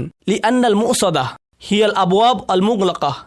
এটা অসাধারণ, কারণ মুসাদা দিয়ে বোঝা যায় যার দরজা বন্ধ, সেখানে দরজা আছে কিন্তু সেগুলো বন্ধ। কিন্তু এখানে যদি মুতবাকা হতো তার মানে সেখানে কোনো দরজা নেই, এটা এমন ঢাকনা যা খোলা যায় না, কিন্তু মুসাদা খোলা যায়, এর দরজা আছে। তাহলে এতে কিসের সম্ভাবনা থাকে? তাহলে আসুন দেখি কিভাবে। আন্নাহু লাউ শাআ ইয়াজআল যালিকার মাউত বিহাইসু লা ইয়াকুল লাহুল বাব লাকিন্নাহু বিল বাব। তিনি এমন কিছু বলতে পারতেন যাতে দরজা নেই, কিন্তু তিনি এমন শব্দ ব্যবহার করেছেন যাতে দরজা আছে। ইয়াজকুরুহুমুল খুরুজ, পালানোর পথ রাখার কারণ হলো ফাইয়াজিদু ফি হাসরাতিহিম, কারণ এটা তাদের অনেক উঁচুতে, যা আমরা পরবর্তী আয়াতেই পাই। তারা দরজার খোঁজ করতে থাকবে যা তাদের হাসরা বাড়িয়ে দিবে, তাদের আফসোস। দেখুন, যদি কোনো সম্ভাবনা না থাকে আমরা আশা ছেড়ে দেই, কিন্তু এখানে দরজা দেখা যাচ্ছে আর সেখানে যাওয়ার আশা কষ্ট বাড়িয়ে দিচ্ছে। তাই আল্লাহ তাদের মানসিক কষ্ট বোঝানোর জন্য মুসাদা শব্দটি ব্যবহার করেছেন। ওয়ালাম ইয়াকুল মুসাদাতুন আলাইহিম, তিনি এখানে মুসাদাতুন আলাইহিম বলেননি, তিনি বলেছেন আলাইহিম মুসাদা। ইউফিদু আন্নাল মাকসুদ আওয়াইলান কাউনুহুম বিহাযিহিল হালাহ। এর একটি মাহাত্ম্য হলো যাতে তারা উপলব্ধি করে যে তারা কেমন অবস্থায় থাকবে। মুসাদা কে বিশেষ না করে তিনি তাদের অবস্থাকে গুরুত্ব দিয়েছেন। পরিশেষে শেষ আয়াত ফি আমাদিম মুমাদ্দাদা। আমাদ অর্থ হলো খুঁটি, আরবি ভাষায় মাদ শব্দটি দিয়ে বোঝায় লম্বা করা। মাদ্দাদা তামদিদ, এটা হচ্ছে বাবে তাফঈল, এখান থেকে ইসমে মাফউল হলো মুমাদ্দাদ। মুমাদ্দাদা হচ্ছে স্ত্রীবাচক শব্দ, কারণ এটা ভগ্ন বহুবচনের একটি বিশেষণ। জামউ তাকসির, এক বচনে আমুদ, সেখান থেকে আমাদ। যাই হোক, আমাদিম মুমাদ্দাদা অর্থ লম্বা খুঁটি। মাদ্দাহ মানে লম্বা করা, মাদ্দাদা মানে চূড়ান্তভাবে লম্বা করা, যতখানি সম্ভব ততখানি লম্বা করা। আল আমুদ কুল্লা মুস্তাতিলিন মিন খাসাব আও হাদিদ। আমুদ শব্দটি ব্যবহৃত হয় এমন স্তম্ভ বা খুঁটির জন্য যা কাঠ বা লোহা দিয়ে বানানো। ওয়াহুয়া আসলুল বিনা, আর এটা হচ্ছে কোনো গঠনের মূল, অর্থাৎ পুরো গাঁথুনি এর উপর নির্ভর করবে। আমুদুল বাইত, আরবরা বলতো ইউকল আমুদুল বাইত, তারা বলতো বাড়ির খুঁটি। লিল্লাযী ইয়াকুমু বিহিল বাইত, এর উপরেই পুরো বাড়ি দাঁড়িয়ে থাকে, অর্থাৎ এটা ধসে পড়লে পুরো বাড়ি ধসে পড়বে। অফি বিমানা আলবা ইন্নাহা আলাইহিম উসদাহ বিআমাদিম মুমাদ্দাদা আলাইহা। আয়াতের শুরুতে ফি এবং মাঝে বা আসায় এর অর্থ দাঁড়াচ্ছে তারা শুধু এর ভেতরে নয়, এই খুঁটির কারণে তারা এর ভেতরে আটকে পড়েছে। মানে হচ্ছে এই খুঁটিগুলো ধাতু দিয়ে তৈরি, কিন্তু এগুলো এতটাই উত্তপ্ত যেন এগুলোও জ্বলছে। যদি এগুলো সাধারণ কোনো খুঁটি হতো তাহলে আপনি কি করতেন?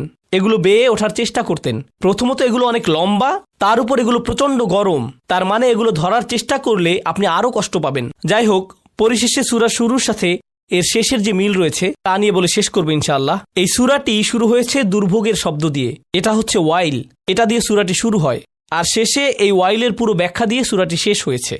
এটা কি এবং এটা কতটা ভয়াবহ হতে পারে, আল্লাহ আযজা ওয়া জাল্লা এর ভয়াবহ রূপটি তুলে ধরেছেন, যেখানে মানুষকে নিক্ষেপ করা হচ্ছে আর তাদের মাথার উপর এত উঁচু উঁচু খুঁটি, উঁচু ছাদের কাছে তারা কি দেখবে? দরজা, কিন্তু তারা কখনোই সেই দরজার কাছে যেতে পারবে না, কারণ এই খুঁটিগুলোর ধরা এত সহজ নয়। কিন্তু তারা কখনোই সেই দরজার কাছে যেতে পারবে না, কারণ এই খুঁটিগুলো ধরা এত সহজ নয়। তারা এটা স্পর্শ করতেই পারবে না, এটা ধরতে গেলে তাদের যন্ত্রণা আরও বেড়ে যাবে। আল্লাহ আযজা ওয়া জাল্লা আমাদেরকে এই থেকে রক্ষা করুন। পরিশেষে এই সূরা শুরুতে আল্লাহ আযজা ওয়া জাল্লা কুল শব্দটি ব্যবহার করেছেন, যার অর্থ কেউ যেন না ভাবে যে সে এই শাস্তি থেকে মুক্তি পাবে, আমরা যেন এই শাস্তি নিয়ে ভীত হই। তাই আমি বলি যে আমি এটা সূরা শুরুতে বলেছি আর শেষেও বলছি, এটাই কোরআনের শেষ সতর্কতা। শেষ বলতে বোঝাচ্ছি যে এর মাধ্যমেই কোরআনে শেষবারের মতো সতর্ক করা হয়েছে। একই সাথে এতে বেশ কিছু চরম পরিণতির কথা বলা হয়েছে, যা আপনারা এতক্ষণ শুনলেন। আল্লাহ আযজা ওয়া জাল্লা আমাদের অন্তরে জাহান্নামের আগুনের ভীতি দিয়ে দেন, জাহান্নামের মতো নিকৃষ্ট একটি জায়গা যেন আমাদের কখনো দেখতেও না হয়। আল্লাহ আযজা ওয়া জাল্লা আমাদেরকে এবং আমাদের পরিবারকে জাহান্নামের আগুন থেকে রক্ষা করুন। বারাকাল্লাহু লি ওয়া লাকুম ফিল কুরআনিল হাকিম ওয়া নাফা'নি ওয়া ইয়্যাকুম বিল আয়াতি ওয়া যিকরিল হাকিম। আসসালামু আলাইকুম ওয়া রাহমাতুল্লাহি ওয়া বারাকাতুহু।